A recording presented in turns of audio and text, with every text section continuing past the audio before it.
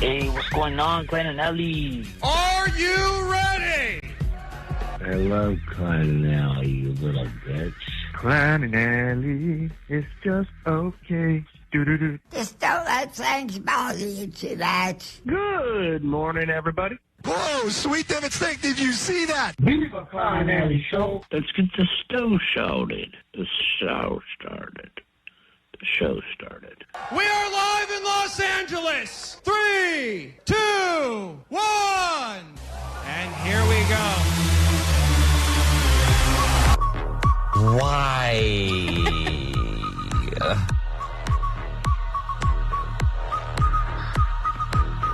It's not about that Monday, Tuesday. No one cares about Wednesday.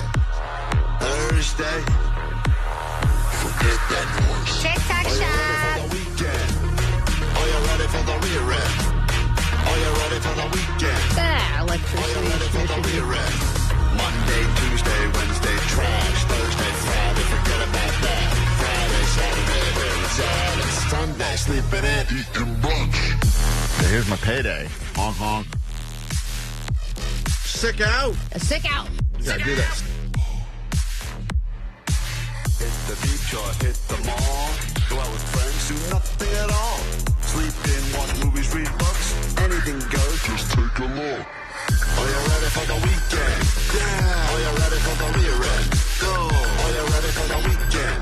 Yeah. Are you ready for the rear end? Go. I don't know. Yeah. Are you ready for the rear end? Go. Are you ready for the weekend? Yeah. Are you ready for the rear end? Go. Yeah, because they're ballet slippers. Yeah. Are you ready for the rear end? Go. You can take the country girl out of the grandma. It's Klein Alley Show. 106.7 KROQ FM in HD Pasadena, Los Angeles, Orange County. The Sonic Pulse of Los Angeles. This is the world famous K-Rock. Thank God it's Friday. Hey, yeah, welcome to your weekend. Klein Alley Show on KROQ. Good morning. How the hell goes it? If you need us, we're here for you now. 800-520-1067. You can call, you can text. You can join us on YouTube as we are streaming live. Want to see what these faces look like? I don't know why you would, but here we are in all of our shame and glory at the same time. It's interesting, though, when people watch the live stream because they're shocked, horrified, or sometimes pleasantly surprised. I'm always amazed at the wide range of reactions. Always extreme. There's And, never a, huh. That's exactly what I expected. They look and act exactly as I anticipated. It's always either a, oh, my good God. Yeah, exactly. But I see. Why did they put these on? Why did they put the cameras in the studio? It makes me wonder that if I'm just walking around in the grocery store talking, if people are like, God, that voice goes with that face. Like, are they thinking that outside of this job and outside of knowing? Yeah, I don't know how that is. All I know is that... Like, when you talk at the DMV or whatever, are they like, oh, God? Well, the DMV that's a good place to be because you can always look decent at the DMV compared to all of the other riffraff that's floating around there. But, you know, I think I look decent until I take a driver's license photo. Yeah, then you go, oh, God. And so it's never good when the person, the gargoyle taking that picture, who also looks like they hate life, is also looking at your picture going like, ee. And they're like, well, we're just going to go with it. I mean, and then I'm like, can I retake it? And they're like, it's good. Yeah, that should be fine. I mean, but this week specifically because we had that really hot Alina Abovian in here. Alina Abovian. That video's doing great, by the way. She's so good looking that it made us look 10 times worse by comparison. And it's interesting how when we have very attractive people in this room, you know, you start to realize, like, we're technically the same species, but... Well, we are in a building of radio stations where most people are radio people. Right, uggos. Yeah, so I feel like we're mid-range. Bona fide uggos. I mean, that's the only reason I want to get into this industry. I said, it's all fat uggos, fat bald uggos. If I could just keep my hair and not get morbidly obese, I will be I could be like you like to go to that Walmart and say you're a Walmart 8. I could be a radio 8. Right, exactly. You feel like you're a bigger fish in a smaller pond, so to speak. An ugly pond. And then Alina Abovian walks in and you're like, oh. God damn. Alina would be fine at Erewhon. Oh, God, fine. She could win that. She could win Erewhon. And I know You think she's an Erewhon 9? Yeah, I do. I really do. I was blown away. I really was. I never rewatch. You were hoping to be blown away. We watch our stupid. We put clips up every day on our YouTube, Instagram, whatever. How many times is it? All 125,000 watches from you? They're all from me. I watched it 125,000 times, and I'm going to keep watching it during the show. For the last 7 years. Every time Allie starts blah blah blahing about something, I watch the Alina Abovian video. Yes, thanks so much. I gotta cleanse my eyes. You can tune me out so easily these days. This show today. This whatever. Anyway, is a real whatever. Vanessa, see if Abovian can come back in here today. Dude, some of the comments too on that video were like, "I can't wait for Allie to get pregnant." I know. Like everyone's like, "Please take 3 months off." We're all thinking. Just take the whole pregnancy off. I was going to try to induce labor during that interview. Yeah, you're not even pregnant yet. Just to get you the hell out of here. Well, she was getting me close. We got a decent show planned for you, believe it or not. I wouldn't believe it, but we'll make it happen. Sublime Ontario. Klein Alley Show. Mornings on K-Rock. Yeah! K-Rock. I hate to start this Friday show with some sad news, and it sucks to be on the air when you have to report about the passing of someone. But we got information yesterday that the Walker, Texas Ranger, a.k.a. Chuck Norris, was gone to the hospital for medical emergency as of this morning. And listen to this. The unsuspecting stranger had better know the truth of wrong from right. 'Cause the eyes of the ranger. Chuck Norris has passed away. 86 years old. And for a while, Chuck Norris was the toughest dude on the planet. He was one of the most original badasses, for sure. Even, yes, the original Texas Walker, or Walker, Texas Ranger days, but then later in life when he was the Nordic Track guy. I thought it was Bowflex. No, he was Nordic Track? Wasn't he Nordic Track? He was pushing something. Yeah, and then I remember seeing him late night on infomercials, and I was like, God, Chuck Norris, he's such a fit, nice, manly man. Yeah, he made it seem like you could be a regular dude and still be... he would fight AIDS with kids with AIDS. Remember that clip? The viral clip of him and the AIDS kid? I think that was a young Haley Joel Osment. He was like, what Liam Neeson became later in life, just a regular old guy that was able to solve problems. Yeah. And Chuck Norris was that forever. And, Conan had all the Wheel of Chuck Norris, which was so funny all those years. A sad way to start your Friday morning. Chuck Norris, Walker, Texas Ranger. We were both wrong. Total Jim. See how impactful those infomercials were? Ali thought it was Nordic Track, and I thought it was Bowflex, and it was Total Jim. What another great tribute. Add this to our collection of great death tributes we've done on this show. Hey, my dad bought one. Whatever the Chuck Norris thing was, my dad bought it. R.I.P. Chuck Norris. We'll have some time to put together a proper tribute, I'm sure, later in the show today. This was not the proper tribute. Jake, delete this one from the podcast, and make way for a better tribute that will come later do today. Over 100 exercises on the Total Gym. Is that still available, that Total Gym? It's on Amazon. You want to know how much it is? $100? $10. $1,000. Wow. Whoa. Man. Guys, you can do 100 exercises on it. Anyway. And you can be like Chuck Norris on it? I don't think he's been... anyway, dead at 86, Chuck Norris. Walker, Texas Ranger. Oh, that's a good point. 503 said Chuck Norris didn't die. He beat life. Yeah. That's a good way to put it. Thank you, 503. He KO'd life. Yeah, we'll come up with some better tributes with your help during the show today for the great Chuck Norris. When we get back, Allie's got $500 up for grabs. You take her money, and all you got to do is call right now, answer 5 questions about the news. If you do better than Allie, in honor of the great late Chuck Norris, take her $500 cash. We'll start the show with that. Then we'll get you Disneyland tickets later today, get you on that list so you can come in here and see Cannons, the K-Rock Sound Space, and much more. And it all comes up after this. K-Rock. It's K-Rock Spring Fling. We're flinging out 4-packs of one-day, one-park tickets to Disney, California Adventure Park, or Disneyland Park. Make memories that last a lifetime during the Disneyland Resort's 70th celebration. From dazzling entertainment, new experiences, and festive touches that make every moment feel truly special. Listen all weekend for your chance to win.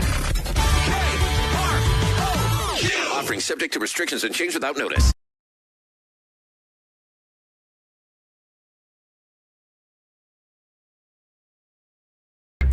K-Rock Klein Alley Show. Chuck Norris, one of the toughest Americans in the history of the world, has passed away. The toughest person on this show, obviously, is Vanessa. I would imagine her and Chuck Norris had similar testosterone, similar T counts.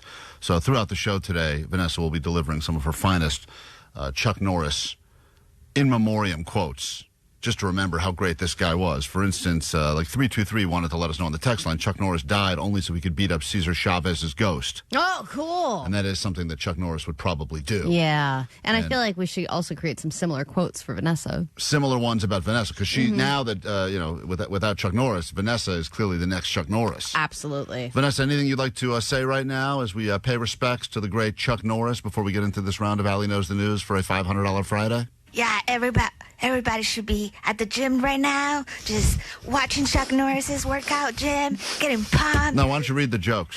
You just literally just said what do you want to say. No, you just said give me a joke. Read one of those. Okay. Chuck Norris can build a snowman out of rain. Cool. Oh, man, that's so Chuck Norris, dude. That's good stuff right there. I don't know why you're doing that voice anyway, Vanessa. Because that's like a T person. I'm strong. Oh, got it. I like the voice. All right, well, Thank anyway. you, Jake. There's so many here. Chuck Norris makes onions cry. Yeah. I'll be paying some respects throughout the show today to the legend known as the great Chuck Norris. No longer with us, but always with us at the same time. We say good morning now to Reed, who would like a chance. It's my least favorite activity. And Reed is on with K-Rock right now. Good morning, Reed. Good morning. Allie is going to leave the K-Rock studios. We give you the opportunity to win $500 of her money. If I didn't pick up your phone line, don't be too dejected, because if Reed drops off, maybe we move to another line. But more importantly, let's go ahead and see how you would have done. Would you have taken Allie's $500 on this $500 Friday? She's out, which means Reed's round can officially begin. It's time for Allie Knows the News, the most expensive and lucrative day of the week for you. Allie Knows the News. This movie trailer has broken records this week, racking up over 718 million views. Which movie trailer has broken a new record? I'm going to go the Dune 3 movie. Dune 3. We got a question number 2. We'll go with this one. Statues of this man are being removed as we speak all over Southern California. Cesar Chavez. Question 3. A man has been accused of stealing what from a Las Vegas hotel with surveillance footage to show the crime taking place? I'm going to say a couch. Couch. That would be, listen, so every once in a while you're in that room, things are comfortable. You got to get them home. It's not enough to just buy the pillowcases at the gift shop. You need the whole furniture set. Question number 4. This actress will star as Sally Ride in a limited edition show that's coming out. Which actress will be playing the role of astronaut Sally Ride? I'm going to go Kristen Stewart. And finally, question number 5. Sadly, we have lost this American badass at the age of 86. Chuck Norris. But here's the question. On a scale of 1 to 10, how tough was Chuck Norris? 10. Okay.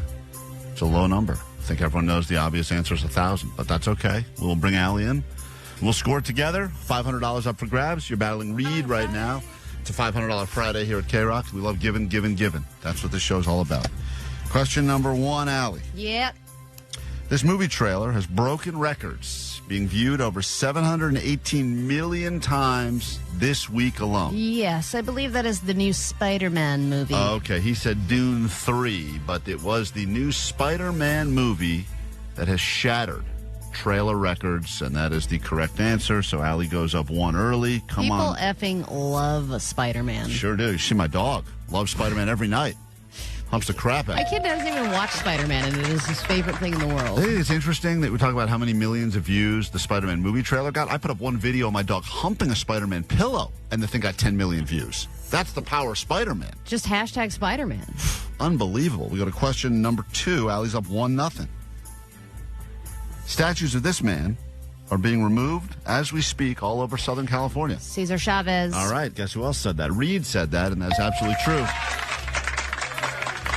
And before we start taking down all these statues, guys, I think we can all agree, let's start putting up some Chuck Norris statues. Oh, well, let's just do a deep dive before we do that, just to make sure. Swapperoo right there, you know? We got a question number 3. Allie's still up 1. A man has been accused of stealing what from a Las Vegas hotel with surveillance footage that has gone rather viral? Oh, yes. I think that is... I think he took a flamingo. Okay. Like a real one. Reed guessed a couch. But the correct answer is this man tried to leave, and there's video of him in the elevator attempting to steal a legitimate living flamingo. And I feel like if I from the got hotel. into like an elevator in hotel in Vegas, I would be like, oh. Yeah, I wouldn't think much of it if a guy had a live flamingo. Yeah, in then there. I would see a woman in a bathing suit and be like, all right. But this is a fascinating story. It's getting a lot of attention right now. Allie gets the point, goes up another on Reed. Reed, you need a comeback. Here we go. Allie's up 2. 2 questions left. This actress will star as astronaut Sally Ride in a limited edition TV show. Oh, God. Let's just go Meryl Streep. She gets every She's in other everything. role. I'm shocked you didn't get this. I think this is one of your favorites. Kristen Stewart. And I'll tell you who got it right. Reed got it right. So Reed is closing the gap. And finally, she's going to be terrible. We go to this last question. Sadly, we lost this American badass at the age of 86. Chuck Norris. But that's not the question. The question is on a scale of 1 to 10. How tough is Chuck Norris? He breaks the scale. All right, that is a correct answer. Reed gave us the number 10, which is a acceptable answer. But, yeah, he does break the scale. Well, at the end of it all, Reed, it doesn't matter. Allie holds on to her money for at least another day, but we would love to send you a very, very limited edition Klein Alley Show is Just Okay shirt sticker kit, and that is yours. Congratulations. Thank you. Almost as badass as Chuck Norris. A sticker kit. Would you like to say anything or admit any shame over the airwaves of K-Rock in your last 5 seconds of glory? I would. This is Reed from Mission Viejo, and Allie knows the news. Yeah, that's right. Sorry, man. You've let us all down. Unfortunately, I do's today. On KROQ. K-Rock Klein Alley Show. More drama in Allie's household, which we'll get into in a moment. But first, the tributes continue to pour through for the great Chuck Norris, the biggest badass in the history of badasses, until Vanessa was born, of course, with her high T count. And she's got another tribute for Chuck Norris, who has passed away this morning. Whenever you're ready, Vanessa. Chuck Norris doesn't need to wear a watch. He simply decides what time it is. There you have it. What a tribute. I really like this. Because that's where the Rangers gonna be. Well, they talk about how the man's man is slowly dying and giving birth to the rat boy. And I'm kind of glad that we can celebrate people like Chuck Norris today. Yeah, one more tribute, Vanessa. You're so good at it. Whenever. We cannot give enough possible tributes for the great Chuck Norris. Whenever you're ready, Vanessa. Chuck Norris doesn't breathe. He holds air hostage. Beautiful. What a tribute. So, yesterday you were in trouble with your wife and... Yesterday? Or the day before. No, all days. Okay. There's not one day I don't think I've been in trouble for something. Yesterday I found myself in trouble over something that we talked about on the air, and that would be Katie's tap recital. As you know, she's taken her tapping to the next level. And when I got home, she was like, I heard the little break that you did about tapping. Why does she listen to the show? Shouldn't she not listen to the show? She's listening more than ever. I don't know why she's doing this, but it's actually been kind of a problem. Good. I'm like, just go about your day. You don't have to listen to this crap. Hey, what are you doing to yourself? And then she said, I want to call in and set the record straight because I'm frustrated at the way you're portraying me and my tap career. This is Allie's real-life wife on the phone right now. Hey, Katie, before we get into the tap stuff and your upcoming recital, why do you listen to the show? Don't you get enough Allie at home? Aren't you sick of her?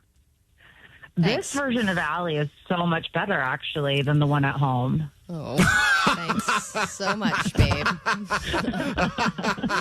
you get a glimpse of me actually talking and having a personality. When I get home, I'm exhausted and I don't want to do anything. Yeah. Right. So you like Allie, you like on-air Allie better than at-home Allie. Yes, I do. And, I'm a housewife now, so while I'm going about doing all my things, I have your show on. She has to support her husband. Right. Yeah, and make him feel good. And that's you. And that's me. So yesterday you upset you. What was wrong about the way Allie talked about your tapping? Well, the way that that all of you frame it is that I'm horrible at it and that it's a ridiculous thing. And listen, I'm both proud and ashamed of this. Of what you're doing, of your hobby? Yes, of my hobby. That's the word I was looking for. How many pairs of tap shoes have you purchased yourself since you started this hobby? only one, a pretty, mid-range type of shoe, but I think I do have to get another pair. Why did you bring this up, Klein? Why? I didn't know. What's going on? Don't bring up...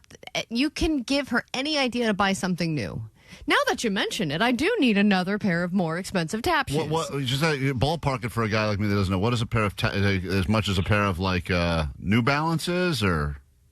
I don't know. I don't know how much those cost. The shoes that I want are really pretty, and they're probably $200. Oh my God! Wow. And you can't really wear those around. I mean, that's just for tapping. You can't wear those out to dinner, right? Correct. Yeah. That sucks. That would be horrible. I could bring them to dinner and then, Yeah, dinner and a show. To make some money out on the street while we're in $200 for tap earn shoes. your tap shoes back. That's so stupid. But at one point, Katie was saying that she didn't feel like these classes were really giving her enough, and she was interested in taking private lessons. And how much were those going to be, honey? $100 a class. And she was going to do that weekly. So $400 a month just for individual tap lessons. Good investment. Thank God this recital came along and gave her something to work towards. But Katie, also, why don't you share with everyone how many tap-related group chats you're in? I think there are 3 right now. There used to be, I think, 5. 3 different group chats about tap dance? Would you like to share the names of the group chats? One, I think, was Tap Gals. The other is Tap Weekend Gals? Tappers. Look, I've seen that video. Weekend Tappers and Tuesday 7:30 Tappers. Don't you think this is a weird thing? Like you've, I know you have it makes her happy. But Katie, you have an addictive personality, right? Do you think that you are? This is like becoming an unhealthy addiction. No, not unhealthy. I think it's extremely healthy. This is one of the few healthy addictions. Yeah, I think it makes everyone happier that I have this. Not the people that are at the recital. That's for sure. People trying to sleep in your house. Here's the thing with the recital. I don't know why I said yes to it. It's giving me a panic attack every time it comes up. I'm going to need you to send Xanax home with Allie, the good Xanax. Sure, I'm on it. Bars, I got the bars for you. No problem. And I don't know why I said yes. I feel like this is going to be completely humiliating. This is what bothered me is Allie said that I took tap for 1 year when I was 10 years old. Tap was a huge part of my life for 10 years, and then I stopped dancing for at least 25 years. So when I started again, I felt like I was never going to be able to do this. It was a whole new language I was learning, but I mean, similar to kind of riding a bike, a little bit harder. It all came back. But growing up, I did recitals every year, and there were the older women who performed, and it is embarrassing. Yeah. Okay. And now you're that embarrassing. I just hope you understand that that's not watching a kid tap dance around is cute and adorable, and look at that, they'll outgrow this stupid thing eventually. But watching the adults that have 30-somethings either rediscovered it or stuck with it. They were older. They were they were in their 60s, 70s. These were old women. People with white hair. Right. What's the end game though? If you become the world's greatest tap dancer, what is that even worth, really? Oh my God. She has already asked ChatGPT what the day in the life of a professional tap dancer is like. There's no such thing. There can't be a professional tap dancer. Oh yeah, you need to look them up. They're incredibly talented. Pass. Well, you also sent a new video to replace the old one because you said that the tap video that I was playing on the air yesterday was from the beginning, and you've gotten much better since then. So I've gotten 1,000 times better. I can, This is the new Klein, video. do you think that she's gotten better? You heard yesterday's. Yesterday I heard you tapping around. It was a little click clock, sounded like a horse on meth or something. And and it didn't go to the rhythm of the music at all. Right. So this is a new video, a new clip of you tapping. Apparently you've improved. Let's.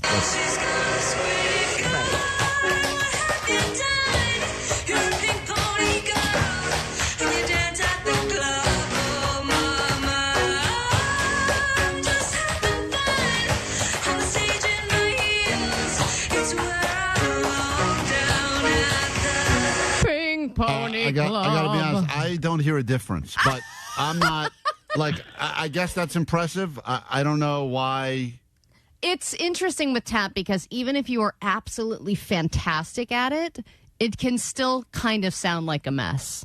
But I do think that Katie is getting much better. Sounds like Morse code for help me. That's a tap into survival. But also, Katie, would you be opposed to, because some listeners have already asked if they can attend your recital? No, if absolutely not. Oh, come on! If we made it a big show thing to come out and support you, like we did with then Jake's I'll comedy. drop out. No, I know. Here's never mind about. I'll bring the crickets. Can you, Alec? What do you- Can you get the tap dancing music on?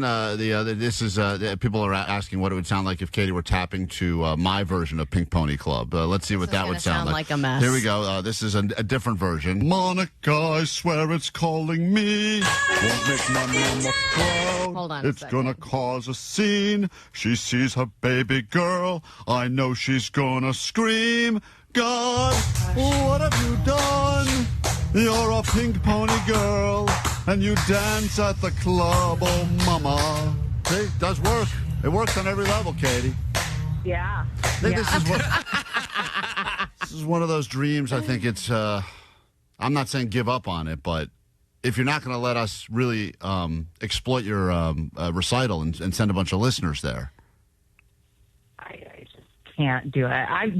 I'm so insecure about you guys. Like, it's been so long. I don't even know if I'm going to make it out onto the stage. Well, look, Katie, in just to make you feel a little better, a lot of people on the text line are saying you definitely sound much better. You're on beat. It is 1,000 times better than last time. And some people are saying that you should go to one of the sound spaces and do some tapping for one of the bands.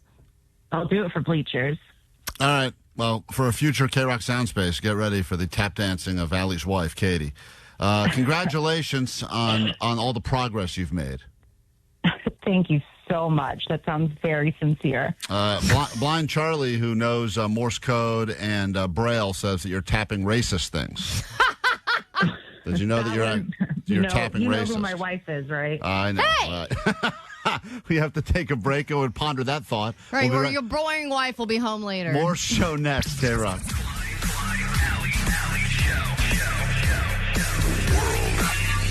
Famous. 106.7 K-Rock.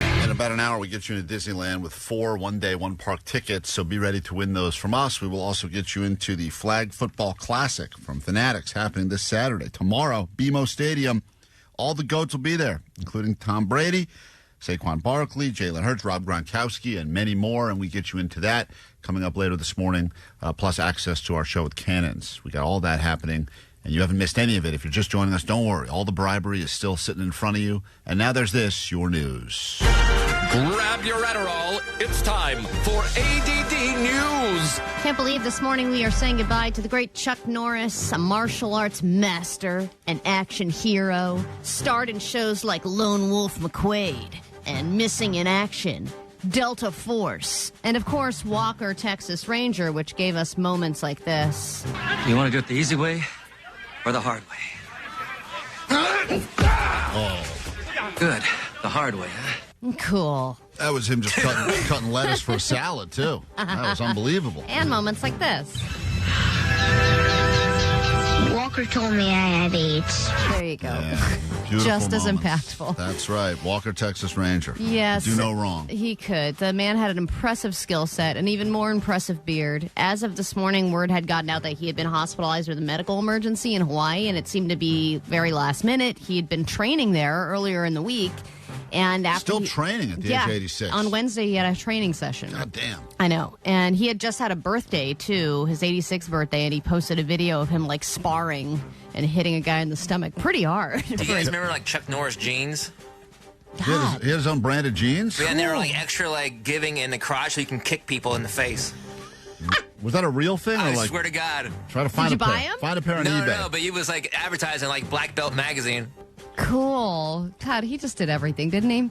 Sure So did. he was hospitalized but was awake and talking and in good spirits. This was all according to TMZ. And then now the update is that he had passed away. But Chuck Norris was never getting older. He was just leveling up in life. And he had black belts in karate, Tang Soo Do, and Taekwondo. He trained with Bruce Lee, and he was encouraged by Steve McQueen to become an actor because he was giving Steve McQueen private karate lessons for years. And then they were like, you should just do films.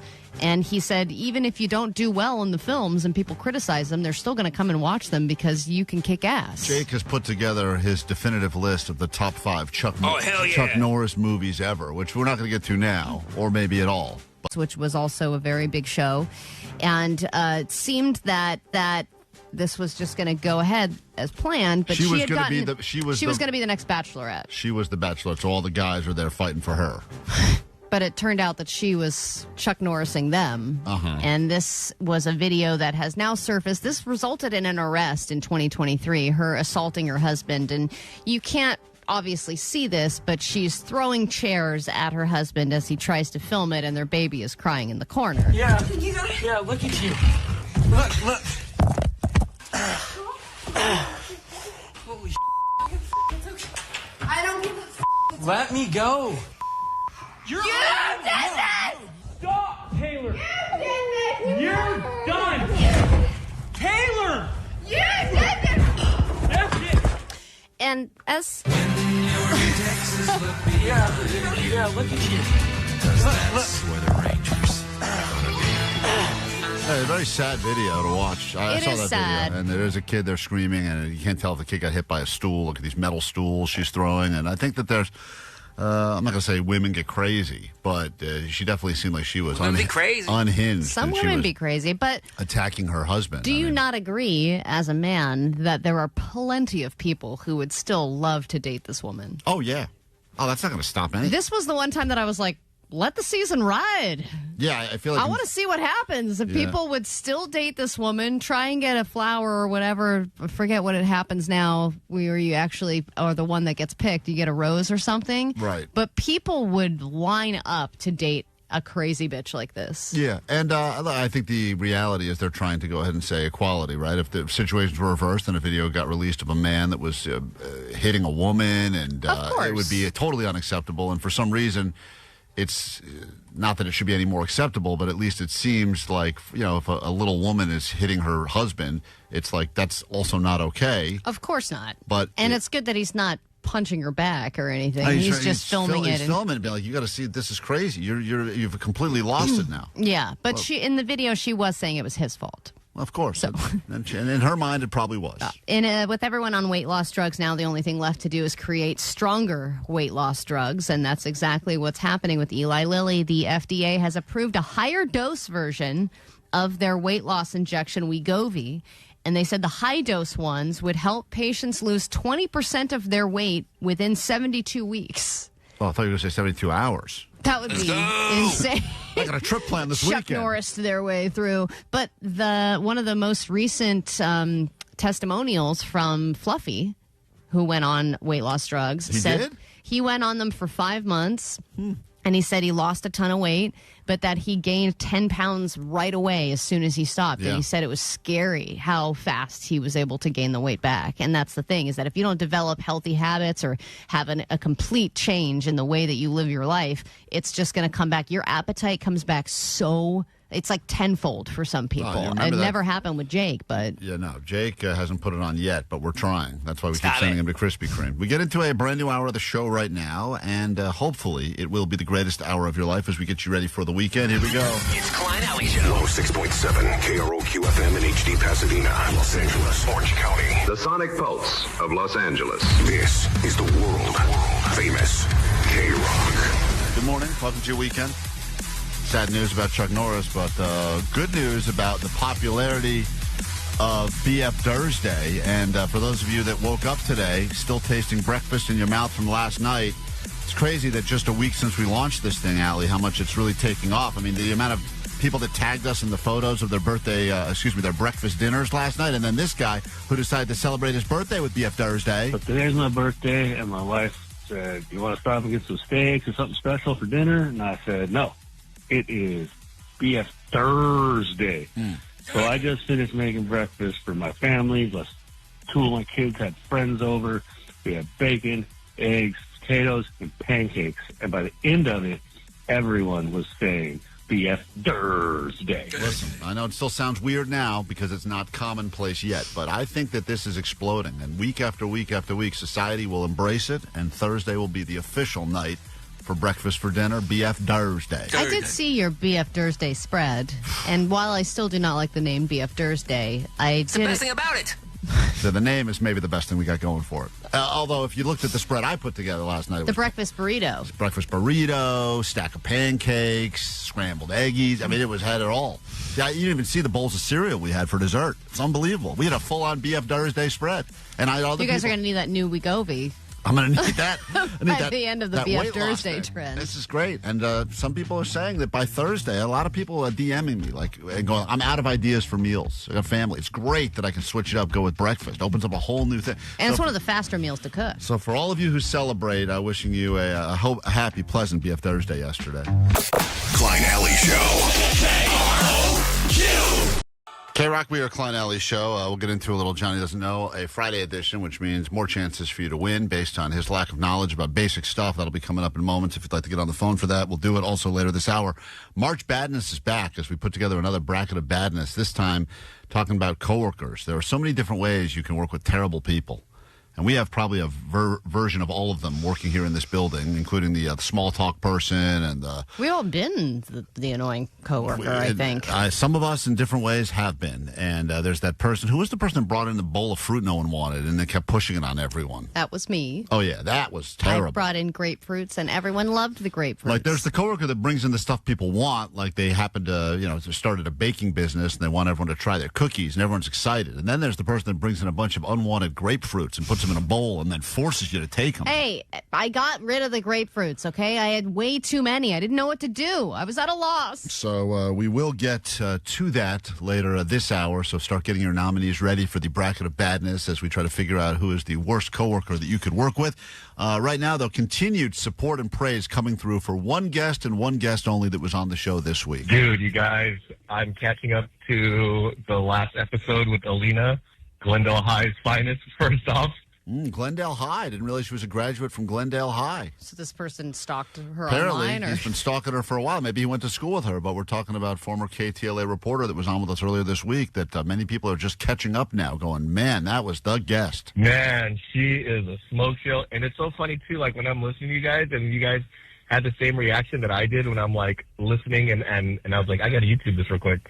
Oh, my God, what a smoke show. Wow. And you guys had the best, perfect, common reaction that I'm sure most of us did.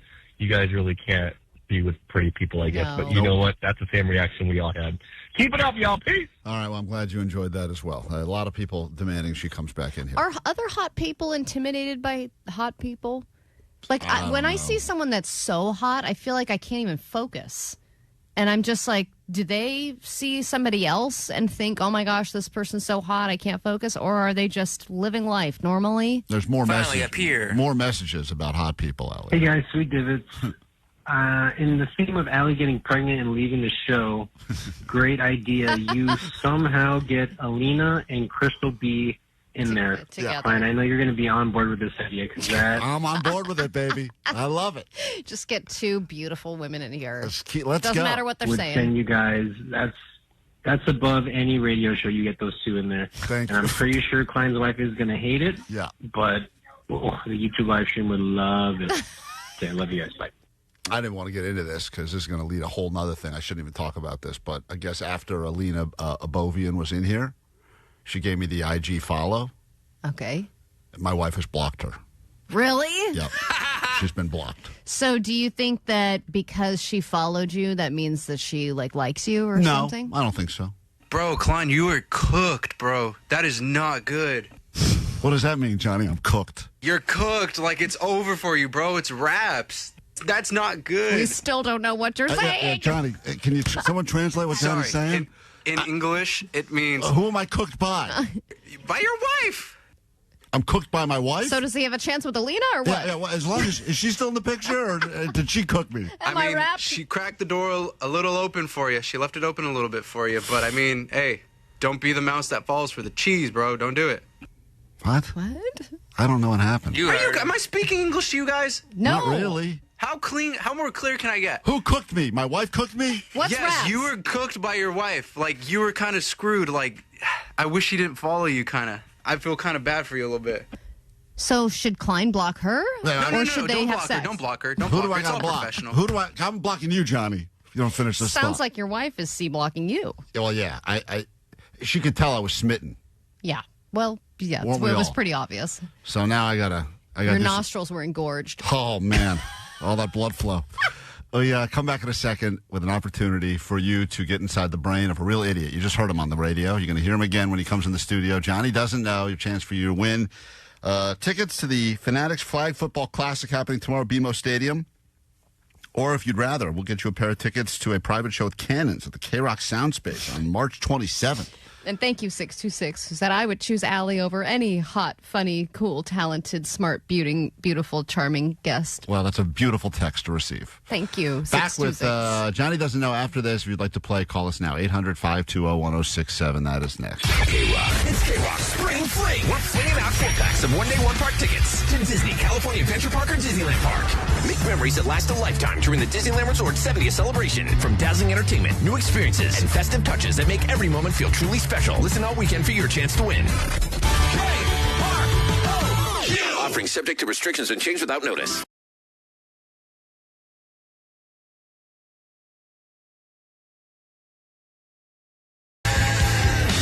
K-Rock, Klein Alley Show. Let's give you some stuff, and then we'll get the hell out of Johnny. Will leave here, and then we'll get into a little March Badness. Worst of the Worst Coworker is a brand new bracket of badness that you will help us fill out.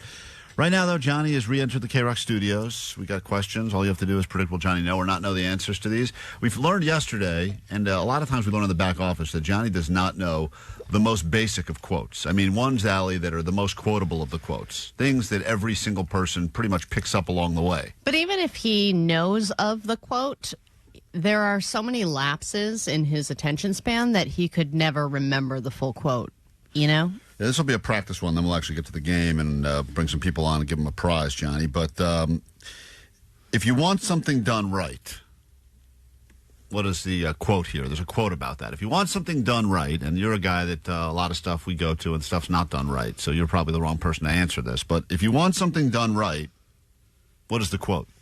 Like construction? Like you want to get something right with construction?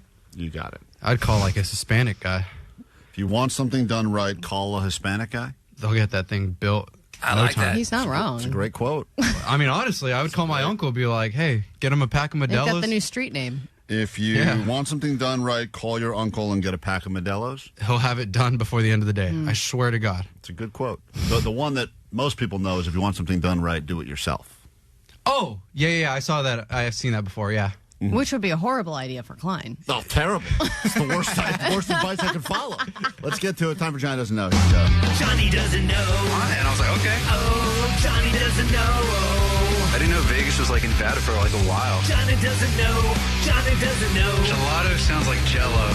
Johnny doesn't know. It like goes wiggles. All right. If at first you don't succeed, let's say hi to Cindy right now, listening in Redondo. Cindy, good morning. Welcome to Johnny Doesn't Know. Will Johnny be able to finish this quote? If at first you don't succeed. What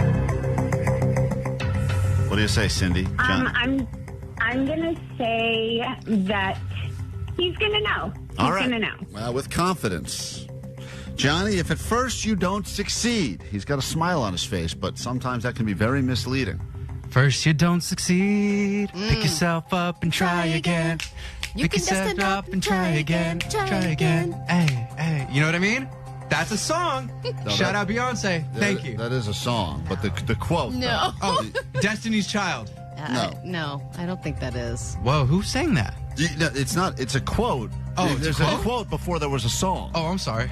If at first you don't succeed, you can pick yourself up and try again. No, I can't accept that. I'm sorry. Thank you. It's Aaliyah. Oh, damn, I knew it. Such a good song. Yeah. First you don't succeed, try again. I like our version better. Right. It sounds a little bit more accurate. But it is not correct. Oh, okay. Yeah, we can't accept that as a right Sorry. answer. Interesting that you thought that came from an Aaliyah song over the actual quote that the song was, I guess, based on. We move on and we say good morning now to Art in Glendale, listening to K-Rock. You know who went to high school in Glendale, Allie? Alina Abovian. Me too. Team Alina checking in. Team Alina. Aren't we all? Hey, stand by, brother. Next question for Postmaster Johnny. Yeah. Nothing is certain except for what and what. So nothing is certain except for these two things. It's a very well-known quote. This one, I believe, was from Franklin. Do you think Johnny will be able to finish this one? Art, yes or no? Definitely not. Definitely not. Johnny, nothing is certain except for what and what? The only things I could think of that are certain in life is death and night. Oh. Oh, man. Because night does always come. You know what I mean? True. It's always there. You can always count on night to come. And death. You're always going to die. So you believe the quote is there's nothing is certain except for death and night. What about daytime? Yeah, that's what's troubling me, too. Daytime makes sense, too. Because that's also a thing. Maybe nothing is certain except for day and night. Oh, yes, those are two. Mm-hmm. Day and night. But death sounds more like patriotic. Like, yeah, Art said he would definitely not know. So Art is on the board with a correct prediction. Johnny, nothing is certain except for death and liberty. Taxes. Oh, taxes? Yeah, definitely not liberty. What the hell? Yeah, everyone's got to pay taxes, and everyone's going to die. I thought he had it, too. Whoa. You got to give me a halfie on that. I got like halfway there. Yeah, I mean, I really thought you were going to get it. You were so confident, and then you went with night. TJ in Huntington Beach. Johnny, shout out to the high school you went to again right now. Oh, shout out to St. Genevieve High School in Panorama City. Moving on. Sorry about that, to the high school. A lot of people just dropped out at this exact moment. It's better to have loved and lost than what? Will Johnny be able to finish this quote? No, unfortunately. TJ says no. Johnny, it's better to have loved and lost than to have never loved at all. Wow, Look at Johnny, you. a real romantic. Come on now. He must have said that to the bosses before he went down on them. Amen, brother. Amen. We say hi to Monica now in Corona. Two people, only one is predicted correctly, and that was Art so far. Only guy who's got a chance to win himself some tickets as we say hi to Monica now. Good morning, Monica. Good morning. Morning. These are quotes that most people know. This is from FDR. The only thing we have to fear is... Will Johnny know this, Monica? I'm going to say yes. Okay. The only thing we have to fear is... Johnny? Are you going back to taxes again? The only thing we have to fear is taxes? That is a little scary if you're lying. Very scary. It's that time of year. But we just said taxes, and you wouldn't give me a taxes answer. You guys are reminding me of all the things I have to do. Yeah, now I am fear. Johnny, the only thing we have to fear is, from FDR... Is fear. Fear. The only thing we have to fear is fear. Yeah. Is fear. F-E-A-R. No. It's fear. The only thing we have to fear is fear itself. Whoa! Yes. You went deep into your subconscious knowing. I was about to say no, and he ended up pulling it out at the last second. job. Hold on, Monica. Well done, Johnny. Your guys' reaction scared me more. I was like, holy crap. The only thing we had to fear is our reaction. Yeah. We'll do one final one, and then we have to move on because we got time for March Badness. We'll say hi to Mark and Encino. So far, Monica predicted correctly. Art predicted correctly. Someone's going to get some tickets. Johnny, a rose by any other name. Would Johnny know this in honor of all the Bachelor news coming out? Wanted to give you a rose quote. A rose by any other name. Mark, will he finish this? Yes or no? Johnny is definitely cooked on this one. That's a hard no. Okay, hard no. Raps. Johnny, a rose by any other name. Is a tulip. Is a tulip. Okay. I don't know this one. It is raps on me, bro. I don't know. Well, this is one. getting into Shakespeare. Yeah, this is a Shakespeare quote. I don't like one him. of the more quotable people. You know Shakespeare's first name, right? Will? Yep. William? Yep. Bill? Yeah. And a rose by any other name is a tulip. You going to stick with that one? Romeo and Juliet. Okay. I don't know much about this. He got the play. That's already incredible. really right? incredible. Oh, hell yeah. Allie called the movie a play. What a loser. It's not a movie. It's a play. All right. Anyway, do you have the answer? I don't know. I don't know anything Okay. Shakespeare. Mark, good job. He did not get it. He was cooked. Yeah. A rose by any other name. Allie, why don't you go ahead and Would do it? smell as sweet. There you have it. Never would have guessed that. No. A rose by any other name would smell just as sweet. He can't even explain what that means. Rosa Parks. What? You nailed it. That's right. I can't disagree there. I'm racist. That's what Shakespeare meant. He was way ahead of his time. All right, Allie. Mark, Monica, and Art all predicted correctly. Who's winning the tickets today? Art, congratulations. Art in Glendale. Hang tight. We'll get you some tickets on I love you, K-Rock. Johnny. You're such March an idiot. Badness is next. World famous K-Rock. Klein Alley Show. Klein Alley Show. K-Rock. How's your bracket looking? Yesterday, Duke was about to go down for a lot of the game. Everyone's like, whoa, that's going to be game over for number 1 seed Duke. They were down at the half and barely squeaked out with it, but a couple of favorites did go down early in the bracket, and today we have a brand new bracket of that's tough to say. And words are whooping your ass today. Start that one again. A brand new bracket of badness for you to help us fill out as we I think we talk just about opened a new bracket. the worst coworkers. We will accept your open nominees now at 800-520-1067. It is officially time for another round of March Badness. And there's a lot of different types of people you can work with that are bad for different reasons. At different levels. Different levels as of bad. well. Because there's the boss that calls the meeting at 3 p.m. on a Friday. The unexpected Friday meeting. That's the worst, but that's management. Right. I like to nominate a universally hated coworker, which is I have one more question on the Zoom meeting. Oh, my God. Why do you have one more question? You could also ask it in private. You can put it on the messages. There's so many different ways that you can ask that question that don't take up more time. Also, usually I have a question. When usually this is what ends up happening. They go, all right, that's going to be it for this. Everyone can leave now, unless there's any questions. Now, everyone knows what that means. You keep your hands down, your mouth shut, and you get out of there. Mm-hmm. And usually, it's your opportunity to get out. And usually the person that ask the question. Most people are starting to get up. Like, that's when everyone kind of starts to stand, and then all of a sudden there's that sit-down groan of like, oh, you got to be kidding me. But usually the person that asks the one more question, it's a question that is very, very specific to just them. And it really doesn't help the group, but they think they're helping the group. Let me just ask you a question that really only applies to me and make everyone else here sit here and hear the goddamn answer. While we're all here, there's something weird going on with my email address. Can I nominate someone? Yes. I like to nominate the person that prints last and doesn't replenish the printer. Oh, the non-replenisher? So Yes. the printer paper is out, but they don't do anything about it? Yes, I need you to fill up the printer. You're slowing me down, buddy. Is there someone here specifically you'd like to call out, Vanessa? I'm blaming everyone in the office. I feel like I only replenished that thing. They're probably at this point, they're like, Vanessa will do it. I hate it. That's probably why. It's possible that they don't even know. Yeah, I don't think most people would know. They use the end of the Well, paper. you'll know once they print if there's no paper coming out. I know one time years Or ago. if they had the last page, then they don't know. They told me I had to replace toner, and I was like, well, forget that. I'm just toner, leaving. I feel like you can't replace. Emily on K-Rock, open nominees now. It's March Badness, the worst of the worst. What do you got for us? Hi, the employee that thinks that they can boss you around even though you guys are in the same pay rate and in the same position. Oh, man, that's such a great nominee. Yeah, they've unofficially given themselves a promotion to be your boss. And you're like, hold on, you don't get to tell me what I do here. We are of the same level. And I've actually worked here longer. Yeah, maybe that's the case. But they feel like they're helping by doing that when really they're just making your day a whole lot worse and being super condescending. Philip on K-Rock. It's March Badness, talking about a brand new bracket of terrible, and this is all Coworker. It's the Coworker edition of March Badness. What do you got for us?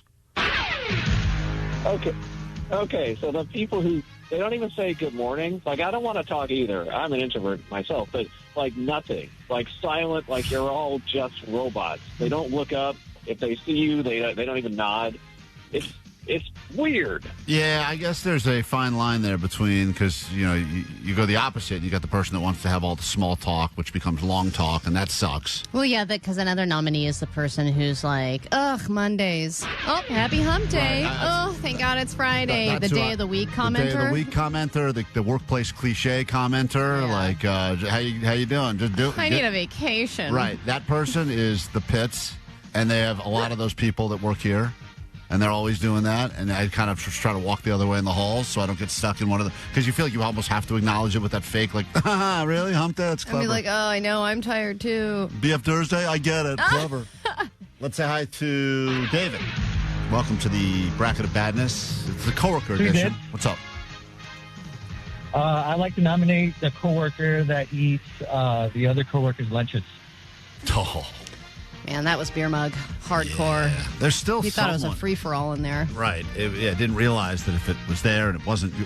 People were naming their dishes. Well, his argument was that if it didn't have a name on it, it was up for grabs. And I was like, but if you didn't bring it in and buy it and put it there, then it's not yours. And it looks obviously like someone brought it from home in a container and everything. Yeah, that's a great nominee. The person that eats the other people's food from the community fridge. 714 wanted to nominate the coworker that complains daily about doing their job. I understand that we're all here and we don't really want to be here, but the person who keeps complaining about every aspect of their job, it just gets old eventually. Isaac, welcome to the Bracket of Badness Worst Coworkers. What's up? Hey, good morning. Yes, I miss my coworkers working from home, but I don't miss the people that microwave stinky food. Ah, the stinky food bringer. And that still, it happens here still. Allie was that person for a while, so we had to give her her own room, her own egg room. But I feel like I've moved away from that. Someone at one point... Have I gotten better?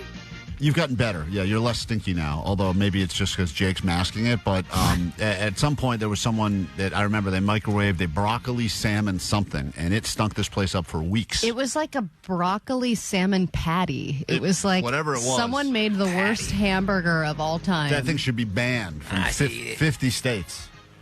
Blind Charlie. I drove by you this morning, Blind Charlie. Did you hear me yell at you? I did. I waved in the general direction of your voice. Thank you. Blind Charlie promoting the show at the corner of Hollywood and Highland, the most dangerous intersection in Southern California. I sure hope I'm at Sunset in Highland. Otherwise, I got dropped off in the wrong place, and the car that's going to pick me up ain't going to find me. Oh, but maybe anyway. maybe that's where you were. I forget. I'm half asleep and I'm driving in here. Anyway, what is your nominee for worst coworker? That coworker that steals your parking spot after you brag about how good it is, and they realize that they show up earlier than you every day. That's Allie, and she did that to me, and that's I absolutely don't take true. your spot anymore, do I? Take your stupid Employee of the Month spot. That is a great nominee, though, right there. The coworker that steals, even though you don't have assigned parking, and we don't have reserved spots because we're not doctors, but the idea that I had a place that I was going, and I mentioned it was great, and Allie decided, I'll get Well, here. what's worse, that or parking in the Employee of the Month spot when you're not Employee of the Month? Yeah.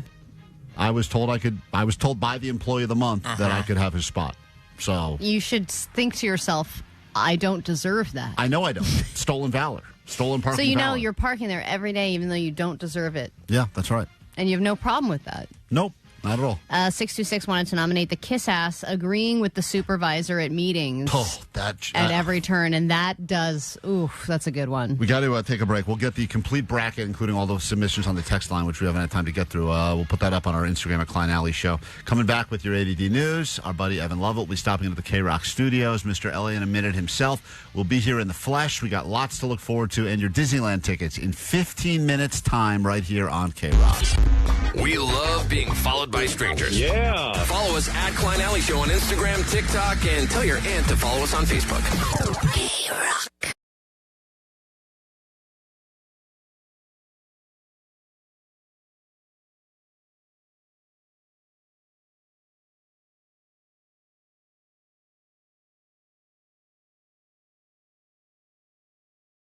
K-Rock, Klein Alley Show. Get into your news in a moment, then we'll do some Disneyland tickets, but we have been paying our respects to the badass known as Chuck Norris all show long, and I think it would be appropriate if Vanessa, since she has the highest testosterone on the show, and she will now replace Walker, Texas Ranger, a.k.a. Chuck Norris, as the toughest man on the planet, gives us one more tribute to the great Chuck Norris. Okay, Freddy Krueger has nightmares about Chuck Norris. Wow. It's a badass tribute right there. When you're in Texas, look behind you, because that's where the Rangers gonna be. Let's get into your news now, and then your Disney tickets. Grab your Adderall. It's time for A.D.D. News. Yep, that's where everyone's mind is at right now. Chuck Norris, pronounced dead, 86 years old, and this was posted by his son, who said that the family would like privacy at this time, but that Chuck Norris lived his life with faith, purpose, and an unwavering commitment to the people he loved. Would have been cool if the quote was an unwavering roundhouse kick to your face. I know. I mean, obviously they're emotional. This is their dad. I know. But obviously he said to the world he was a martial artist and actor and a symbol of strength. But to us, he was a devoted husband, a loving father, a grandfather, an incredible brother, and the heart of our family. He was kind of like, in many ways, I look at him like the first Norris meme, like almost pre-meme. The Chuck Norris meme had, this is back when memes were much longer. Right. A meme could last like 6 hours and be over, but this was a long meme. Yeah, long-standing. The power of the Chuck Norris. That's the only way I know Chuck Norris was because of the memes. I didn't even know he was an actor or a real person. Yeah, and everyone knew him from something different. Obviously, a lot of the shows that he was on were on in the 70s and 80s. I think he started doing movies in the 70s, but I knew him from the infomercials. Great workout. Great exercise. Now, for the first time ever, you can try a Total Gym absolutely risk-free for an entire 2 months. And sometimes it would be just an hour of him doing workouts on the Total Gym. And he'd be like, here's the one I do for my traps. And you would just watch Chuck Norris work out. I think middle-aged women would just watch that and get all turned on, because I was one of those guys that had that. I think women were into him as like a badass, but I think guys were into him too as like, this guy's tough as nails. But he was also one of those guys that because of his disciplines that he had black belts in, like Taekwondo and karate, it was like, I don't fight unless I have to kind of mentality. It wasn't like, I'm just all about destruction. It was like, I'm a nice guy. Right. But if I have to, I'll kill someone. I think I remember one of the memes where it's like he was holding up his two fists, and he was like, these are pacifists, because they were like fists for peace. But I think that's why he applied to everybody. But I was jealous when he delivered this news with the episode where he told the young Haley Joel Osment that he had AIDS. Walker told me I had AIDS. I was very jealous that I didn't have AIDS as a kid and couldn't get that news delivered to me by Chuck Norris. Was that Haley Joel Osment? Yeah, a young Haley. I think it was his first role ever. That's so funny. Being told he had AIDS by... and that Walker, Texas Ranger was rebooted in 2020. I don't think it was successful. No. But when you have a show that was so successful that it's been rebooted and then canceled again, I think that's a legacy.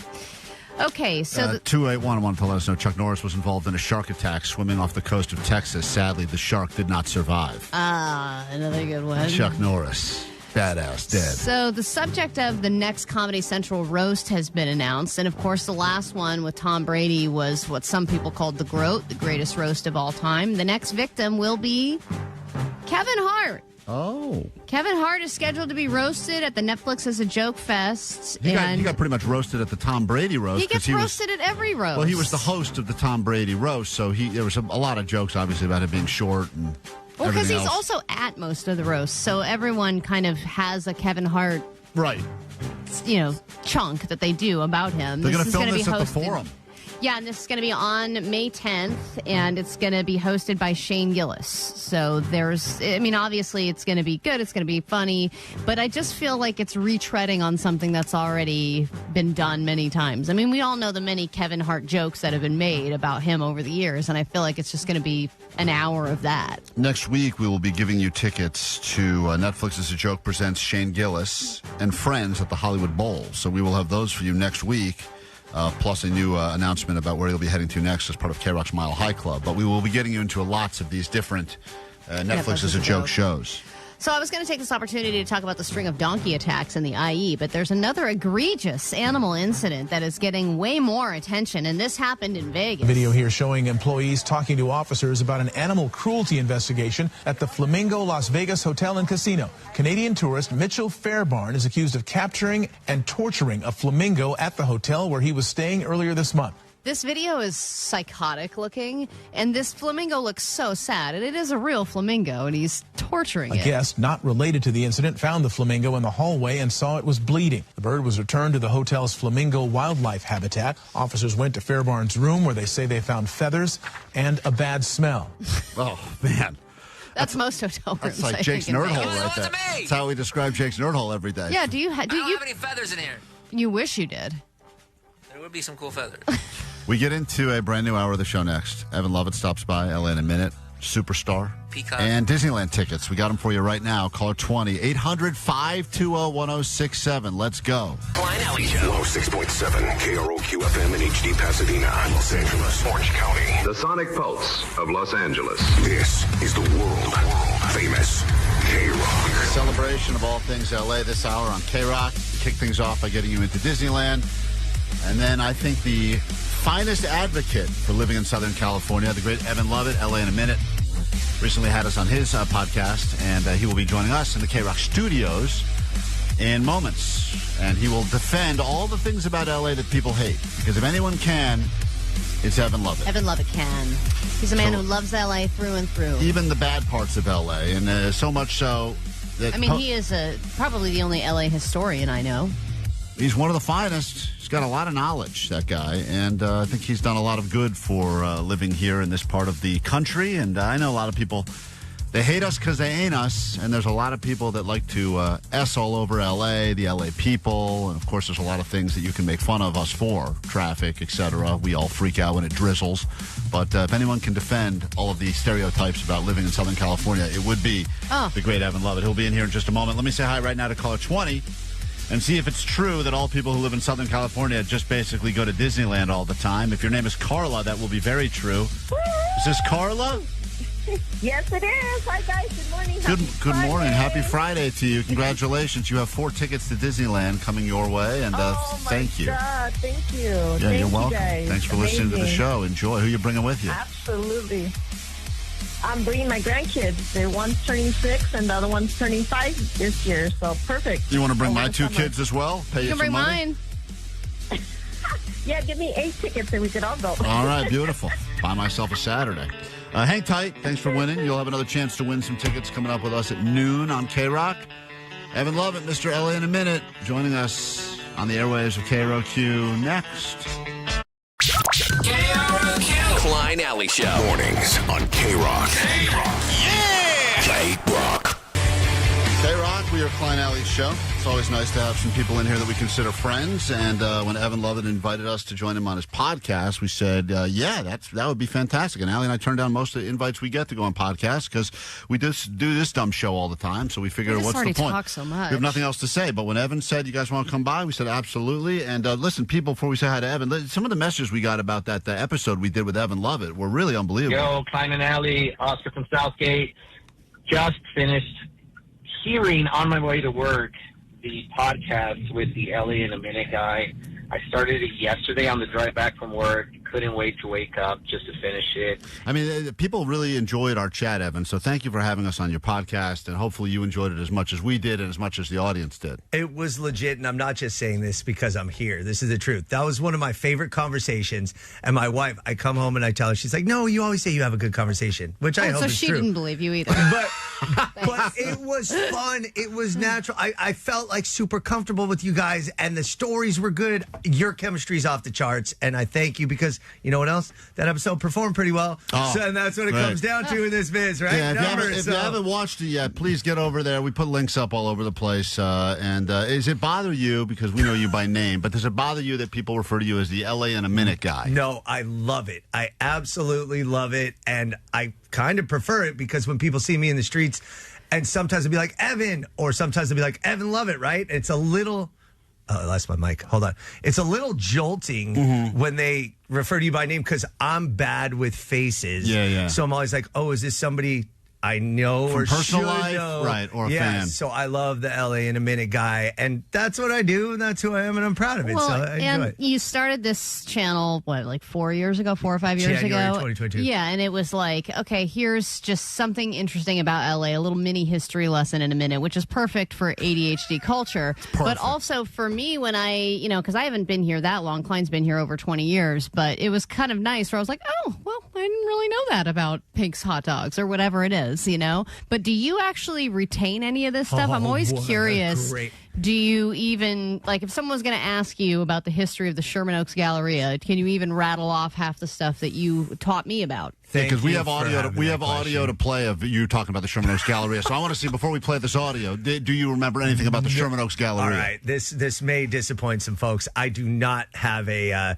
steel trap memory. I do a lot of good reporting. And people are like, you know so much. Or like, man, like, how do you remember all these things? I'm like, dude, I've done 2,000 episodes. Yeah. Sometimes, unfortunately, it's in one ear, out the other a little bit. Or you retain it for a couple weeks and then it's gone. There's some great ones, LA's the oil capital of the world, stuff like that like has to stick. But it's a lot of info.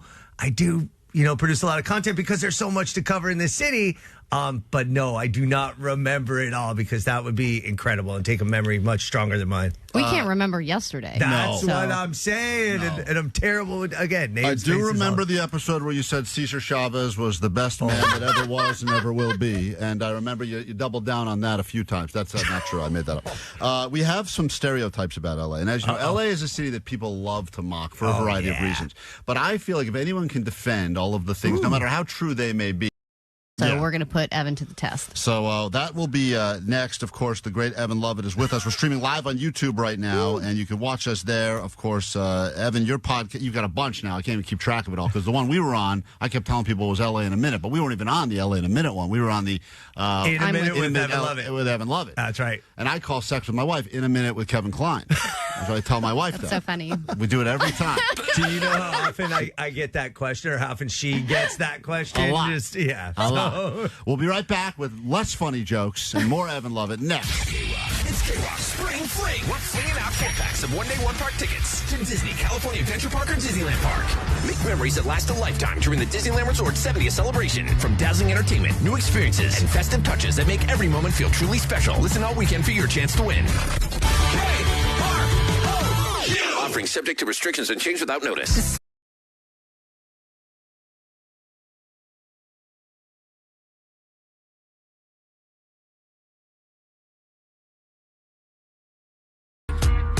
K-Rock Klein Alley Show. Just sitting here rapping with the great Evan Lovett, who's in here. He's got L.A. in a Minute and a bunch of other podcasts that you should be checking out if you're not already, including a recent episode he did with Allie and I. And he's going to defend Los Angeles in a moment. The things I just learned, by the way, just Allie, just during that Eminem song, the things I learned about L.A. and the history of L.A. from Evan. It is unbelievable. Oh, we just went into the whole history of Mulholland? Yeah. I didn't even know. I didn't even know that was a person. I thought it was just a street. Me too. Apparently, guy brought water here. I thought it was a place that people go to ride motorcycles On and the have L.A. sex. Mount Rushmore, William Mulholland. Yeah, who knew? I thought that was just a place Jay Leno drives his fancy cars. But apparently, it's a real man. Well, Klein, people have been commenting about the episode that we had with Evan Lovett, which I think was a lot of fun. But according to this person on Instagram, they said, I started as a hate listener, but thanks to Kevin Ryder, I consider myself just a listener.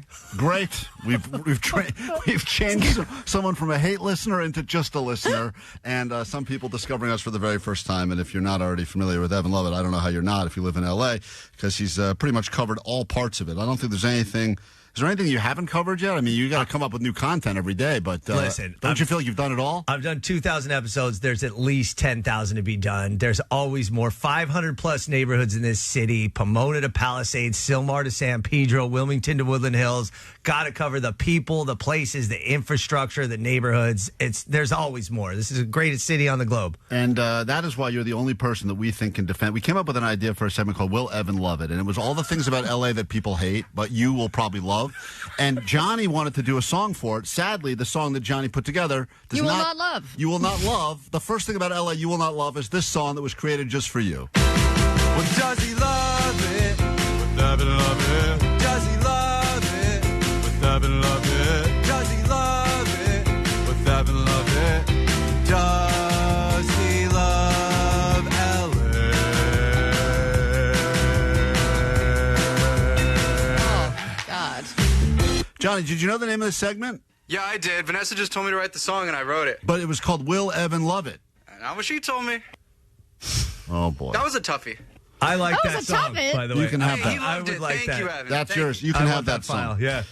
The first thing, and this is the number one thing that people claim that they hate about L.A., and that is traffic. It's always there. It will always take you a long time to get anywhere. Good luck going anywhere in less than 30 minutes now. But why do you love traffic? I love traffic, and I'll tell you why. Number one, and there is a stipulation. I don't need to commute 5 days a week like many people. So I used to. I used to have El Segundo to Valley Village and back every day, which sucked. That's terrible. However, you know what traffic gets you in LA? You get to see the neighborhoods. There's mountains. We are the only major city with mountain ranges, and we have multiple mountain ranges, and they are beautiful, especially right now. Green, brown, the folds, the texture. It's gorgeous against the bluest skies. It's awesome. You get to see neighborhoods, all these exits that you talk about. You're like, what's in Boyle Heights? Like City Terrace. I didn't know City Terrace was a neighborhood. Let's get off. Let's see these new neighborhoods. So it gives you a new perspective on the city. And just like today, I was driving on the 101. They're building this new sign that looks like a mini Hollywood sign, but the only letter that's up is a B. So you're like, what is that? What's the cross? The Hollywood cross on top of that mountain. Yeah, what is the B sign? Do you know? What is the B sign? The B, I don't know. It's definitely a boba place. Yes. Gotta be boba. I thought it was like maybe Burbank, like a gateway to Burbank. But the 101's not a gateway to Burbank because it's looking like a city state. So you get to see the city. And here's another thing, too, right? Is, look, I've been an advocate for car culture. We're the car culture capital of the world. When you're in your car, you get the radio or the news, the music, whatever you want in the controlled temperature environment that you want. You have your privacy. You can pick your nose. You can make a phone call, whatever you want. So it's your time. Yes, you're in traffic, but it's time for yourself. So you can make it productive. You can make it fun. And nobody likes moving 5 miles an hour. But if you look around and observe, it's awesome. Yeah, I think that a lot of people, when they started working from home, realized the thing that they thought they hated, which was traffic, was actually the time for themselves that they needed. Yes. And I think it's reframing traffic. And if you look at it like it's the only opportunity you get all day to be, you decide the music, you decide the temperature, you decide how much you recline your seat, you decide how much you want to text while driving, which you shouldn't do. You decide all those things, Allie. And then you go, Self-pleasure. wow. Oh, it's self-pleasure like Allie does on the 101? All right, well, that was one time. Well. But also another point, Evan, I think you make a great case, is traffic is a wonderful excuse that we can use in L.A. all the time. Always be late to anything. Yeah, exactly. Built-in excuse. A lot I of think cities that can't you get can be that. 10 minutes late anywhere. No questions asked People will because go of like, LA "Yep, traffic. I get it." Somebody asked me this true story. Somebody asked me this week, like it was a frustrated text from a transplant. It's like, why is everybody in LA 15 minutes late to everything? And I was like, that's the easiest question ever. Yeah. Because there's traffic everywhere. It's tough if you move somewhere else and you go like, traffic. They're like, you're in Iowa now, so you can't use that. You have to get here on time. All right, let's go to this one now. This is another thing that we get accused of. People say LA is a city full of bad sports fans. Oh, yeah. We always, I have these lists of cities with great fans of sports. Green Bay's always doing well. Philly. Chicago, Philly. And then LA is always near the bottom. Yep. And how would you like to defend that? Look, that's the easiest one ever because as a sport, listen, I was a myopic sports person growing up. It's the only thing I cared about, like LA and LA sports. But here's the truth. We have so many teams. And yes, LA only supports winners. That's the way it is because we have so many other things to do, and I will never apologize for that. Like, no offense to the Clippers or the Angels or the Ducks or these, afterthought teams. I'm sorry. Like, win a championship. We'll support you. We'll talk. But don't expect me to go to these midseason games when you're a middling team, when I have the beach, when I have downtown, when I have the mountains. There's so much stuff to do in so many neighborhoods all the time, every weekend, every day. I have no apologies for LA being quote unquote bad sports fans because the flip side of that is you take the Dodgers and the Lakers, LAFC, Galaxy just want to talk, all the teams that are winning and doing well. We have the best sports fans when that's going on, and there's no doubt about that. So I have no apologies for being a bad sports fan. We don't support loser teams. We don't have support time winning. for We losers. don't have time for losers. That's a great way to put it. That's a great hack. No time for losers. Yeah. Jake, how fitting that you said Apparently that. we had time for that. Yep. It's a good song. And finally, this is something that one of the biggest stereotypes. LA is just full of a bunch of wellness and health freaks. Yeah. It's all everyone does here is I got to go get a cold plunge, and then I'm going to do an IV, and then I'm going to do a vitamin shot. Got to put some sea moss on my face. Then I got salmon sperm. Salmon sperm. We're always doing that. What do you think about that? Are we? Is that a hateable thing about LA? I'll tell you what's funny is I was covering the original Cheesecake Factory. It's a story that I'm working on right now. Cheesecake Factory, by the way, great story. And listen to this. You know that robust menu? They make everything from scratch there. I was like, how do you make 7,000 dishes? Anyway, we were reporting on Cheesecake Factory. They're like, we're going bankrupt. But they were the one. No, they're awesome. Yeah, they're going good. And I kind of slept on them for a while. Anyway, point is, across the street from the original Cheesecake Factory is an Erewhon. And I didn't even realize it was an Erewhon at first. I was like, what is this place with this huge line and all these people outside, blah, blah, and you're like, God damn it. That's the LA thing with the health and wellness and seeing and seeing. But here's the truth. Go to the real neighborhoods in Los Angeles, right? Go out to Torrance, go out to North Hills, go out to Montebello, and you see normal people doing normal things. And the big majority of everybody in LA is not a health and wellness freak and is not an Erewhon fan. So it's these, the influencer culture and the narrative of LA. Sure, that is here, but it's magnified a lot more than what it is. And the truth is, at the core, we're the place that exported fast food to the world. That's right. Bob's Big Boy, McDonald's, Taco Bell, Del Taco, Wiener Schnitzel, In-N-Out, Tommy's, Fat Burger, Panda Express, all came from L.A. So how's that wellness? So how can the place that exported, one of our greatest exports, is this delicious and terrible fast food? If you didn't realize that Panda Express started right here, then you need to watch more LA in a minute. Glendale Galleria. That's right. Oh, goddamn. So orange chicken samples, nothing better. They're awesome. Panda Express, great company, by the way. Evan Lovett, thank you for all you do for Los Angeles. There's already been some calls on the text line. Replace the Cesar Chavez statues with Evan Lovett statues. I was talking out, not while I'm alive. You never know what's going to be uncovered. That's the story we're going to break here. Cool. Thanks, Evan. Always good to have you on. Dude, love you guys. And thanks for having us. Thank you. That was a great episode. Check it out. Links going up on Klein Alley's show, KROQ. Klein Alley Show. K-Rock. Klein Alley Show. Vanessa will give another tribute to the great Chuck Norris. We'll do that, and then we've got more stuff to get into. But, Vanessa, I know that you've been doing a great job of giving a tribute to a man that really there's no words that can bring back Chuck Norris. Sad news that we have to report every time we say it. People are hearing it for the first time. So Chuck Norris, also known as Walker, Texas Ranger, has passed away. 86 years old. And Vanessa is doing her best because she has such high testosterone. Yeah. That we're letting her do the tributes and saying all of the things about Walker, the Texas Ranger, that we will miss most. Somebody said on the text line that Chuck Norris cried a single tear, and that tear became Vanessa. Oh, man. That was the birth of Vanessa. That's an unbelievable tribute. Vanessa, whenever you're ready. Oh, Vanessa's not here. She went to go walk Evan outside. Oh, she walked. She's too good for this. That's a great tribute right there. Because that's where the Ranger's gonna be. Because Vanessa is able to slam a revolving door. She plays Jenga with Stonehenge. Oh, man. These all would have been great ones. Sadly, Vanessa uses pepper spray to season her meat. Hey, Vanessa, you missed out on your tribute to Walker, Texas Ranger, because you were walking out a guest. That's the real Walker right there. I'm coming. All right, here we go. I'll give you your intro. Here we go. Go ahead. Chuck Norris made a Happy Meal cry. There you go. Another tribute right there. When you're in Texas, look behind you. Because that's where the Ranger's gonna be. We've got, sadly, for one of us, the box of shame to get into in a moment. No! Our deepest, darkest, most shameful moments will be revealed to the masses. And whoever's story gets pulled out of the box will have to explain themselves and potentially defend themselves. And that will be happening in 2 minutes on KROQ. World famous K-Rock. Klein Alley Show. Klein Alley Show. K-Rock. K-Rock, Klein Alley Show. Day's going fine. Everyone's in a good mood because the weekend's here, except for one of us is about to find out that we have to share the details of a dirty, dark secret from our past. A dirty, dark secret? A dirty, dark secret. It is something that I know it's going to be me because I feel like I haven't had a secret pulled in a few weeks, so I'm already devastated to figure out which thing. You're also the dirtiest. I'm not the dirtiest. I think I'm the most honest about stuff that most people would never share. This person. Hold on, we got to do the intro. Oh, it's time for the box of shame. Here we go. The box. What's in the box? Of shame. This is dirty. This is a dirty one. Shame.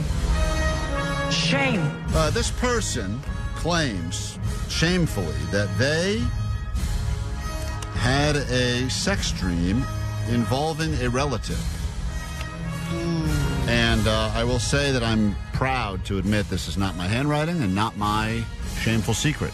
You don't have sex dreams often, do you? You don't have dreams often. I don't have dreams. I don't dream. Because your body decided this wasn't worth it. But I to have do, dreams. if I do have a dream where I'm about to have sex, I get woken up. It's like a terrible curse or something that's been put upon me. I never had a wet dream ever. Well, I know you're going to think that I am predictable for saying that this is me. I didn't think this was your writing. It is. Did you write left-handed or something? I am left-handed, you dumbass. Oh. Thanks for remembering things about me.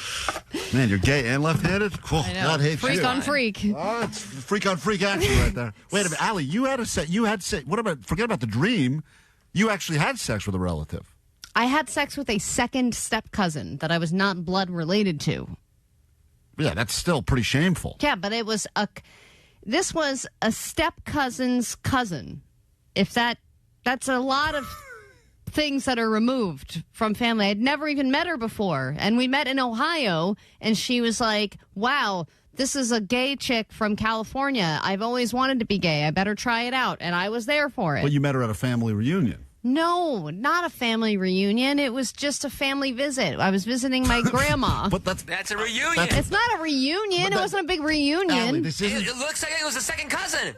Yeah, this isn't the kind of thing where you like randomly met and slept with someone, and then you realize after the fact, oh man, that's crazy. We're second step cousins. No, this it's is hello. This is your second step cousin. Insert name here. If that's how you meet him, then usually that's where the part of you, the sex part, would turn off. But then weirdly, she got way clingy, and I had to like break it off. She got very obsessive. But this was a dream about a blood relative.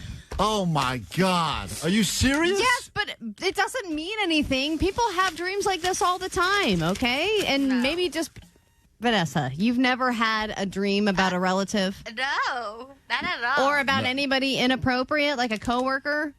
That's so much different. A, you don't have to answer that, Vanessa. B, yes, she does. She this said, is your box of shame, lady. yeah, don't pull Vanessa into this.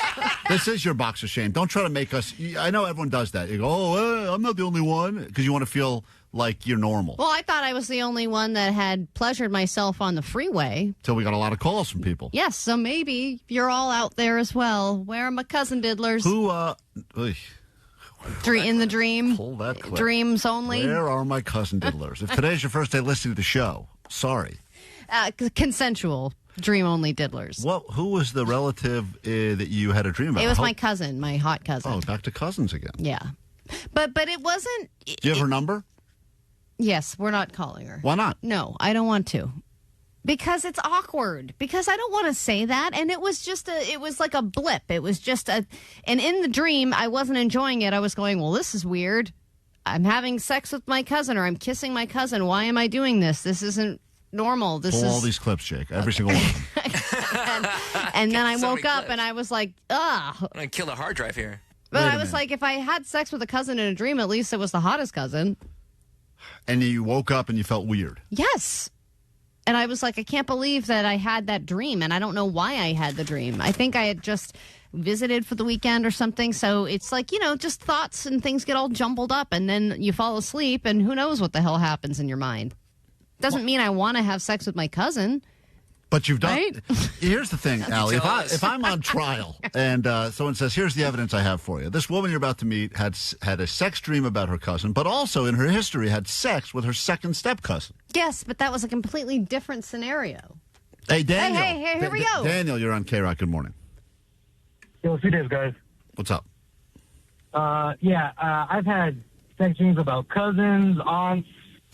Even a couple uncles. You know how it is, man. No. Yeah, you're a freak. No, you're Allie's people. I mean, she did call out for all diddlers, all cousin diddlers. And thank you for answering that call. So that's your guy right there. Those are your peoples, baby. 951 said sleeping with a step cousin's cousin barely counts as anything. Well, it counts as sex, that's for sure. 408, a wet sex dream is not a wet dream. So it doesn't mean that you're enjoying it. If you have a wet dream, that's something that you're actually physically enjoying. And my new nickname is not Alabama Alley 323. All right, it sure is. I didn't even tell you at the time my aunt checked me out at a pride parade. Well, glad you added But that. we don't have time for that. No, we have time.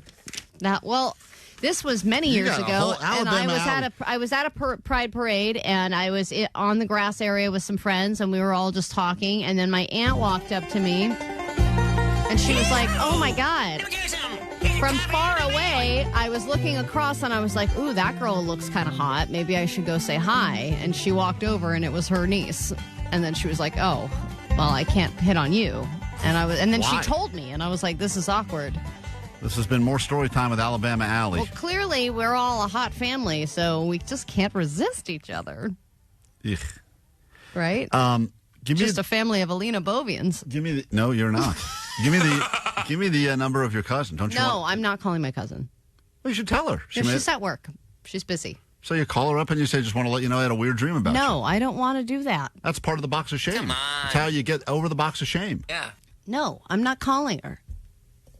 You have the number? We're late anyway. Are we Alabama? Stop. Alabama's even better. I do kind of like Alabama. You guys are great. Other people, we don't need to talk about this with our relatives. I'm being brave enough by sharing this publicly. Hey, George, you're on K-Rock. Good morning from the 741. What's up? 747, excuse me. Hi. Good morning. So I'm going to work. I'm late, but important things first. I asked ChatGPT, and he says that it's not weird. You just remember faces. Of course, ChatGPT. Hold on. Let George talk. Hold on. What are the odds ChatGPT says it's not weird? Hold on. So you asked ChatGPT if it's weird that Allie is having sex dreams about her cousin, and ChatGPT said what? That if you're horny and then you remember faces, you just mix it up. Like, it's not even the same. Like, you're not thinking about the same person. You're just thinking about sex. Exactly. ChatGPT is right. All right, I'm going to ask Rock. Go ahead and ask Rock. Rock will be supportive, too. I'm going to ask my girl. 626. Let's not forget that Hey, Klein kisses his mother-in-law Is on the it mouth. weird that Allie, my coworker, has sex dreams about her cousin? One time. Nah, it's not weird. It's just human. Brains are messy. They mash up people you know with random urges. Doesn't mean she's into him for real. Could just be proximity, stress, or her mind riffing on forbidden vibes. Most folks don't act on it. And honestly, dreams don't come with a morality clause. Okay, but hold on one second. Hey, I don't want to interrupt you, but she has also had sex with her second step cousin as well, and this is a woman cousin, lady cousin. She's a lesbian. Okay, that is abominable. The Klein Alley Show, lowering expectations daily. Now on YouTube. Don't believe us? Go check. We'll wait. Okay, that's long enough. I'm looking for something better to watch. Oh, it's a cat! K-Rock.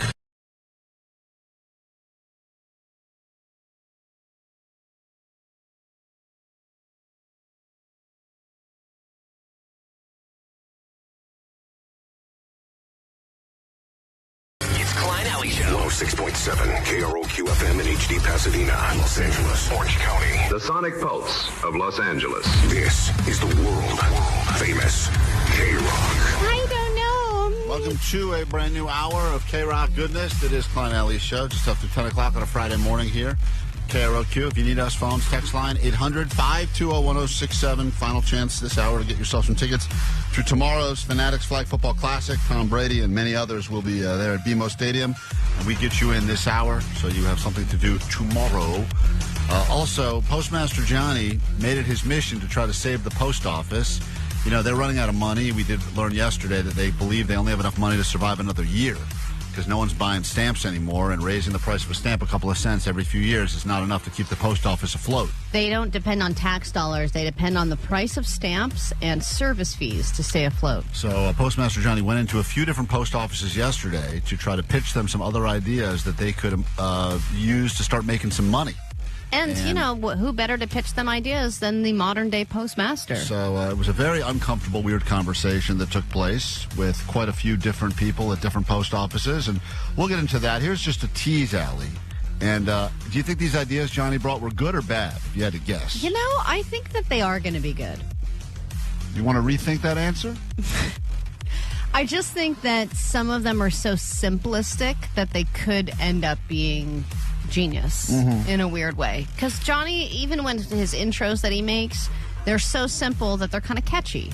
And I feel like that could happen with the post office. So here's, listen, he once again, his goal here, it was a good goal. right? How can we help the post office? But I don't think he speaks the same language as the people who work there. Not as hot as the Sydney Sweeney stamp, though. Oh, yeah? You know what I mean? You know Sydney Sweeney? Sydney Sweeney? You don't know Sydney Sweeney? The actress? Blonde? Bonita? Muy bonita. No? Yeah. Oh, dude, you gotta put on your mouth. I'm sorry. Let me get out your way real quick. So Johnny's holding... Sir, I'm in a post office. No, I don't know who that is. Johnny's holding up the line of the post office to pitch the idea that they start making Sydney Sweeney stamps. And he thinks Not a bad idea. Thinks that could save the post office. And this guy that he's pitching it to doesn't even know who Sydney Sweeney is. You know what, though? If they put Sydney Sweeney on a forever stamp, people would buy those stamps and not even intend on sending out mail. You'd need to buy 2, 3 stamps just to fit her all on, to be honest. Probably could sell her in pieces. Yeah, A little Sydney Sweeney mosaic that you could make out of stamps. Hello, post office? You listen to this? Hello. We're trying to save your ass. Anyway, we'll get to Johnny pitching his ideas to the post office. Your A.D.D news and your tickets all coming up this hour on K-Rock. Klein Alley Show. Mornings on K-Rock. K-Rock. Welcome to your weekend. K-Rock, we are Klein Alley Show. We'll get into your A.D.D news, then a brand new hour can officially begin. I'll tell you, as I was driving in here this morning, exhilarating to drive by Blind Charlie. First time I've seen it with my own eyes, and I feel bad saying that because he's a blind man, and he can never experience the thrill that I just experienced, but he was standing there on the corner of Hollywood and Highland, one of the most dangerous intersections we have in Southern California. And he was there shaking the sign. Did you say hi? I did yell out a Blind Charlie! I heard some people honking at him and stuff as well. But, to see him out there, I mean, it was still dark out. Just confuse him? I wanted to confuse him and make him walk into oncoming traffic. But I was thinking that we should really move him a little bit further down on Highland and change his sign instead of promoting our dumb show and have him just warn everyone that there's that motorcycle cop there giving out the tickets. Yes, please. Because I got hit by him. You and Johnny have both almost got hit by that guy. I've been pulled over. I was just able to talk him out of giving me the ticket. But I would think I was going too fast to get out of the ticket, but I think everybody needs a warning about that guy. That motorcycle cop that hides out on Highland, he must be the top earning cop in all of Southern California, if not the world. He was right after the school zone yesterday. Yeah, he is. And sometimes I've seen him kind of ducked out between cars. I mean, he really takes that job seriously. Get something better to do, motorcycle cop. A lot of those cops are phoning it in, but this guy, I don't know what his quota is or if he's trying to become the world record holder for most tickets given out. But the cop that hangs out on the motorcycle on Highland, right when you get between 3rd and 6th. Yep, he's always there. Beverly and 3rd. He's always in that little area, and sometimes I go, he's not there today. I'm going to go ahead and gun it a little bit, and then all of a sudden, the guy he found a new hiding spot. I know. It's unbelievable. And you're a motorcycle cop. You have the fun transportation. Right. Go do something more fun. Yeah, I don't know how. I wonder what that guy's bringing in a month. Just that one guy.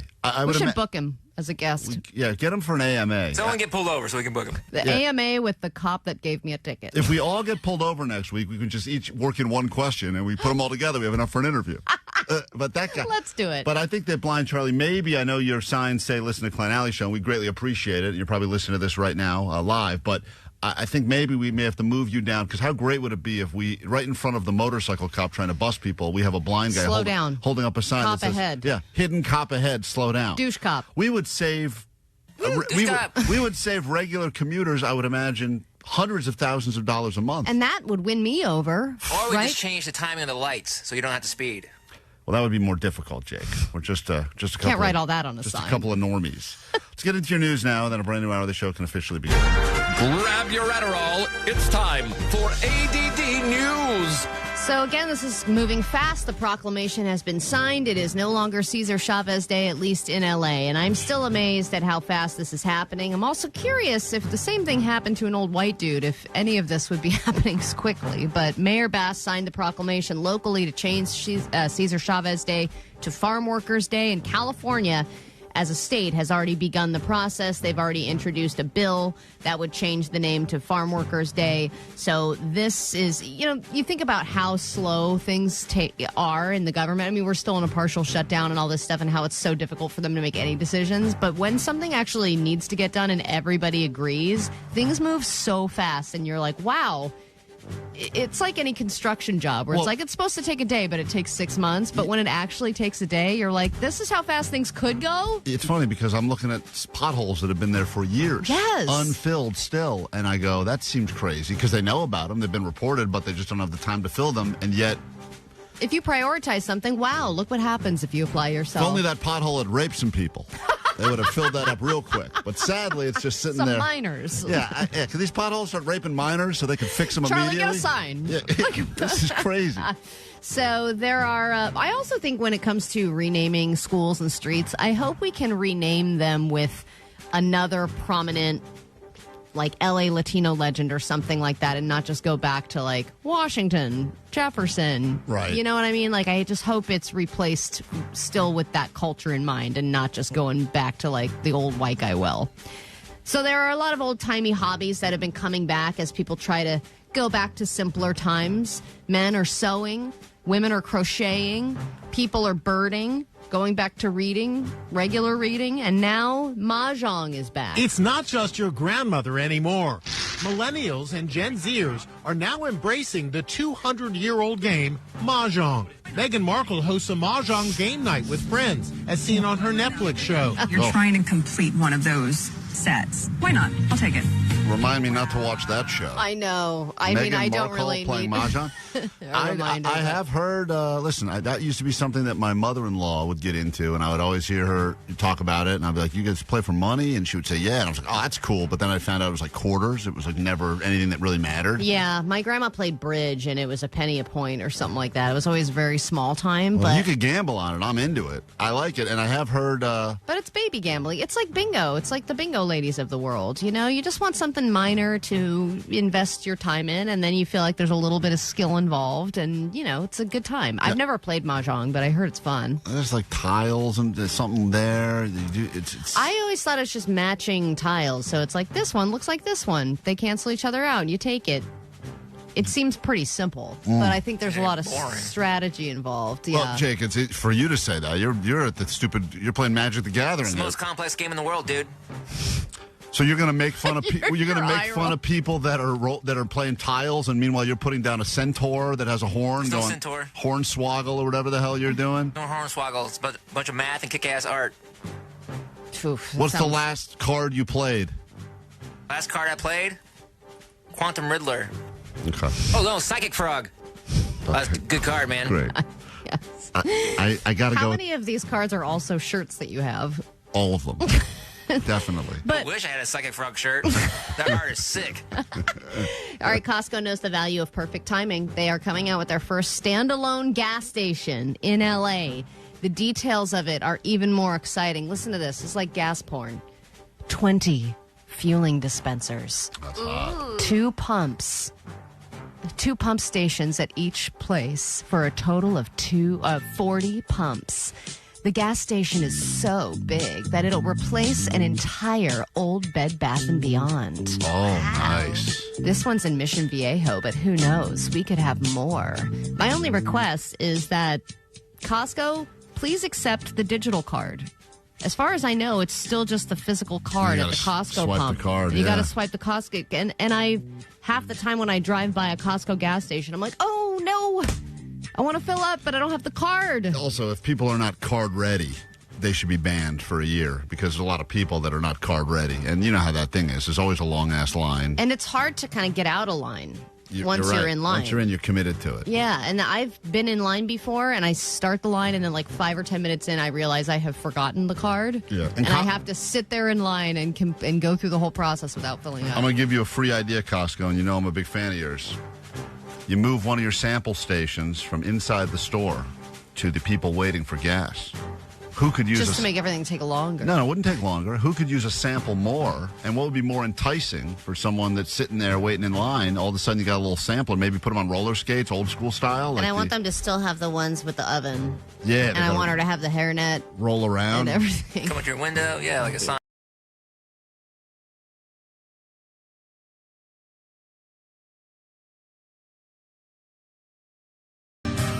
K-Rock, Klein Alley Show.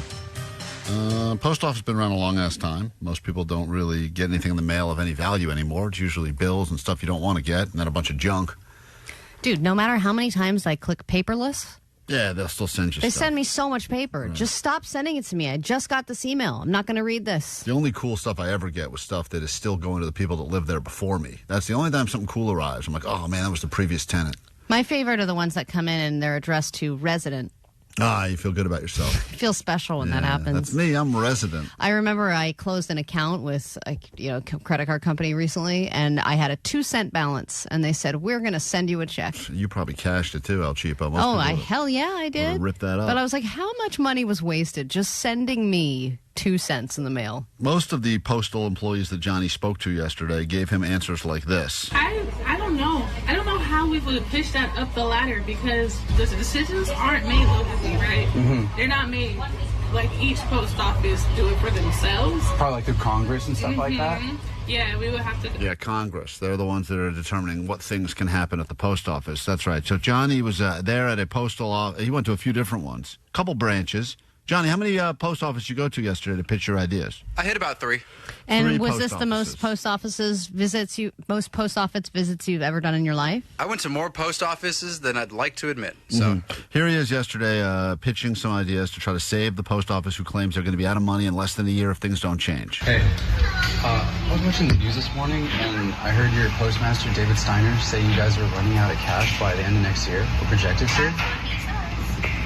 So Johnny's informing. She sounds mad. She's got the postal employee attitude, and That's for what the he most says. part, like if you look at the Trader Joe's people, like they're all super friendly and nice and flirty. The postal employees are the opposite of that. Well, the They're postal annoyed. employees need to get floral shirts. That's the answer. Obviously, it makes you happier. Let's start with that. Get rid of those boring blue vests with the eagle, and I respect the eagle, but Make let's them look like they're in a jungle. Yeah, make everyone feel like they're in a rainforest cafe. Yeah. So here's Johnny breaking the news that the Postmaster General said they're out of money, and here he is to pitch ideas. I got a couple ideas. I'm sorry if you have time, because I'm local in the community too. How many people are behind you in line at this point? dude, there was like 8 people behind me in a hot post office.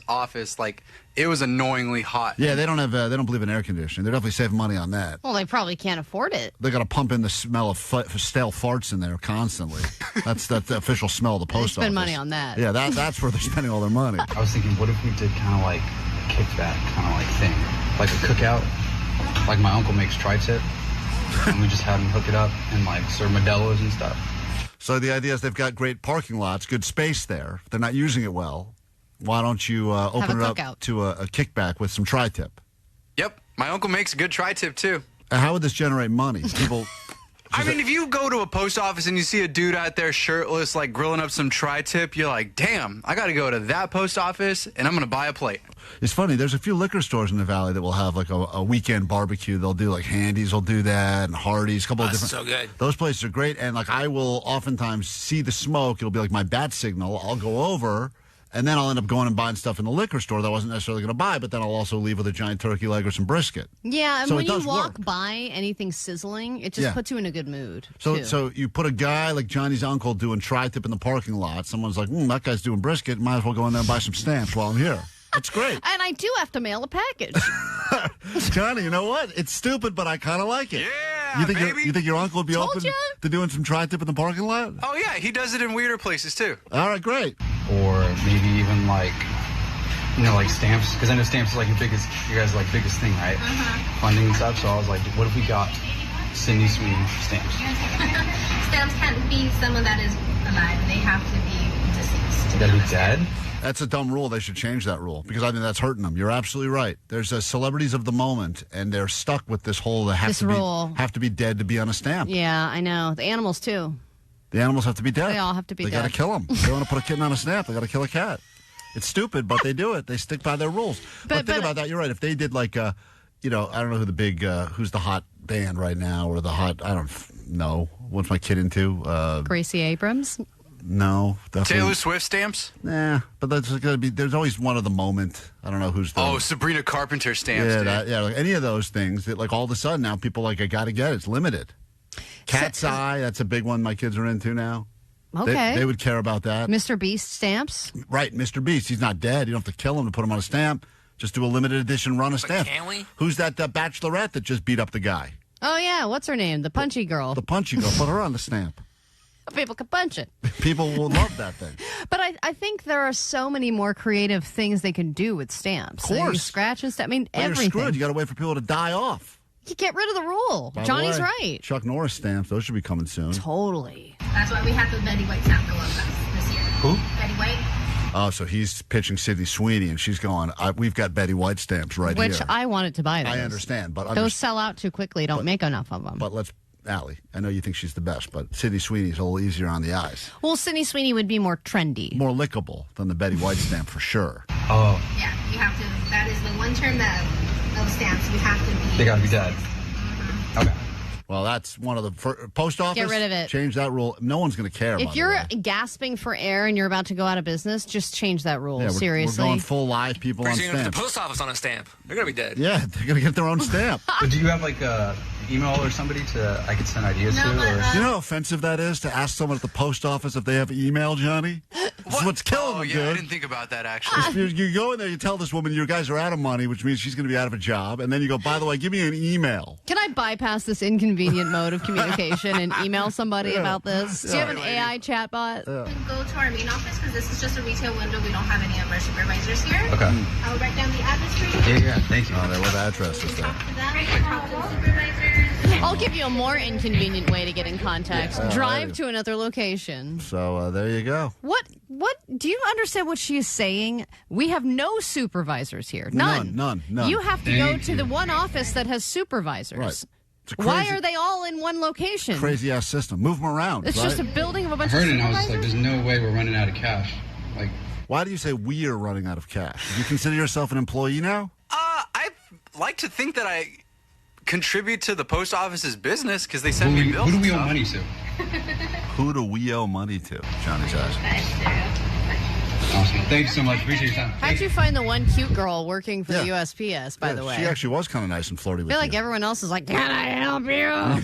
Oh, they hate that vibe was so terrible. There was like 8 angry women standing behind me who had to mail out real packages. And my dumb ass is over here like, oh, can we have cookouts in the parking lot? Yeah. All right. Well, listen, I think you actually brought some decent ideas to the table there. So Thank you. 8 girls selling stuff on Poshmark. USPS, you're welcome.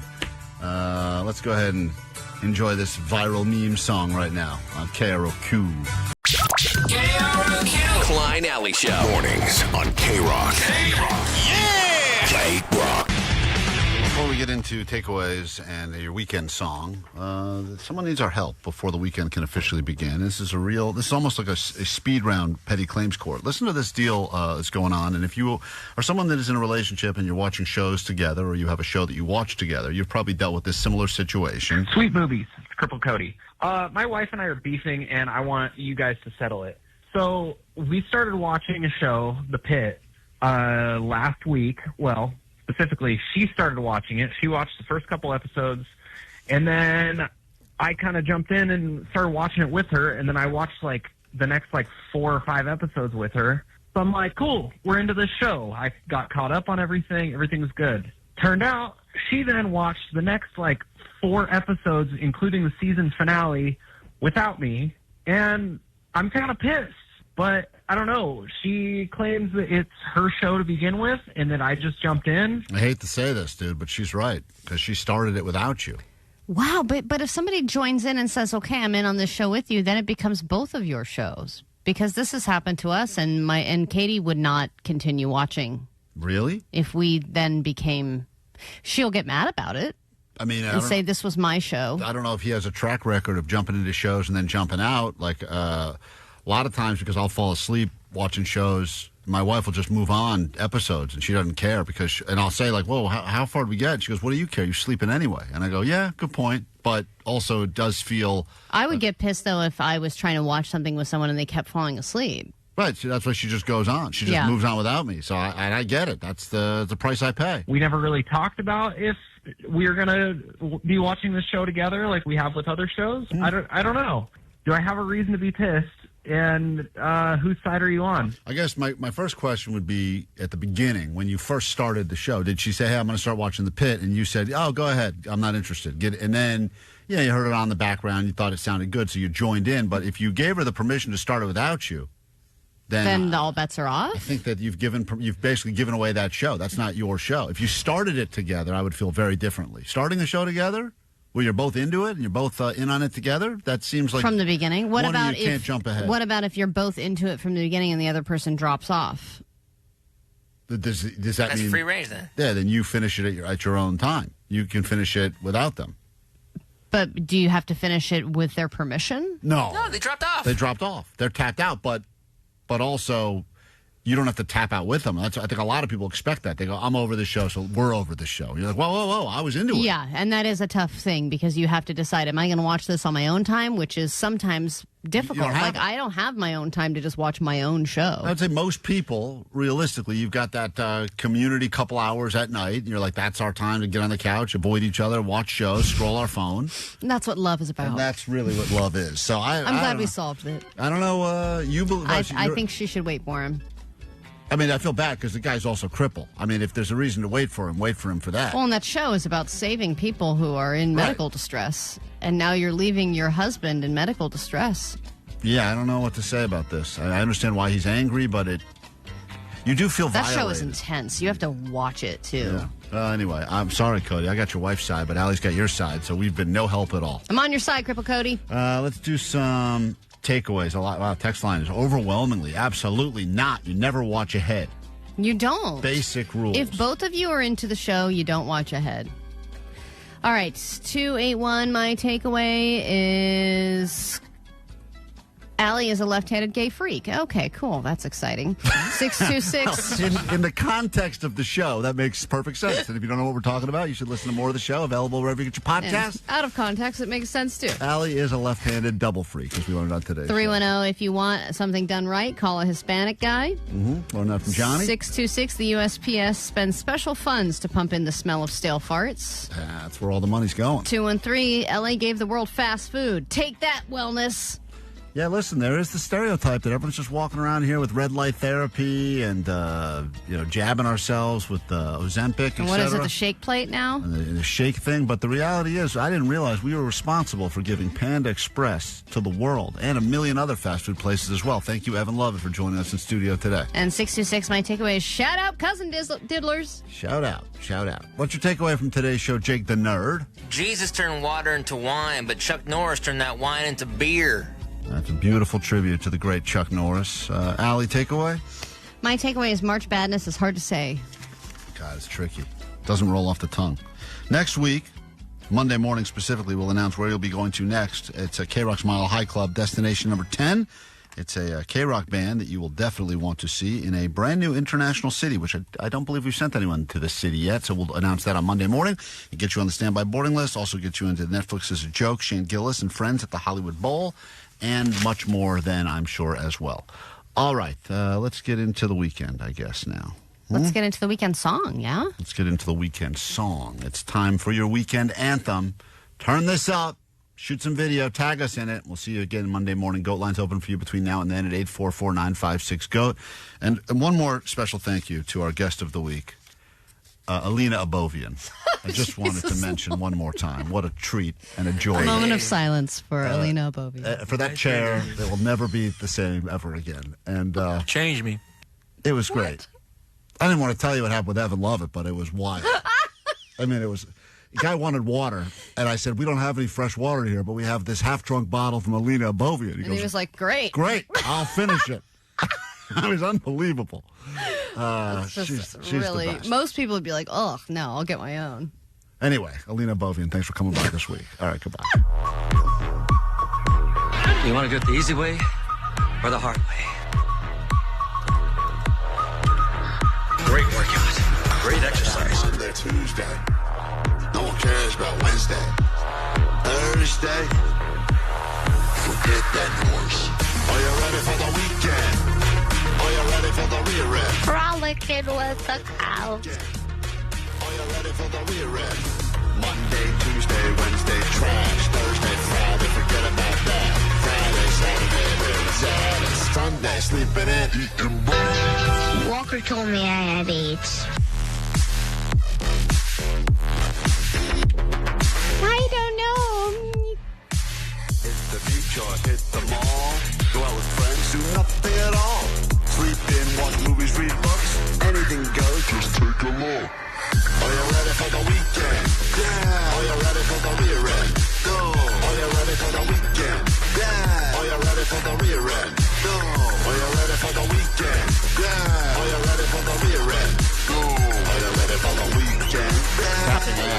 Stepping daddy. Are you ready for the for the rerun. Why? Klein Alley Show. Mornings. 106.7 K-Rock.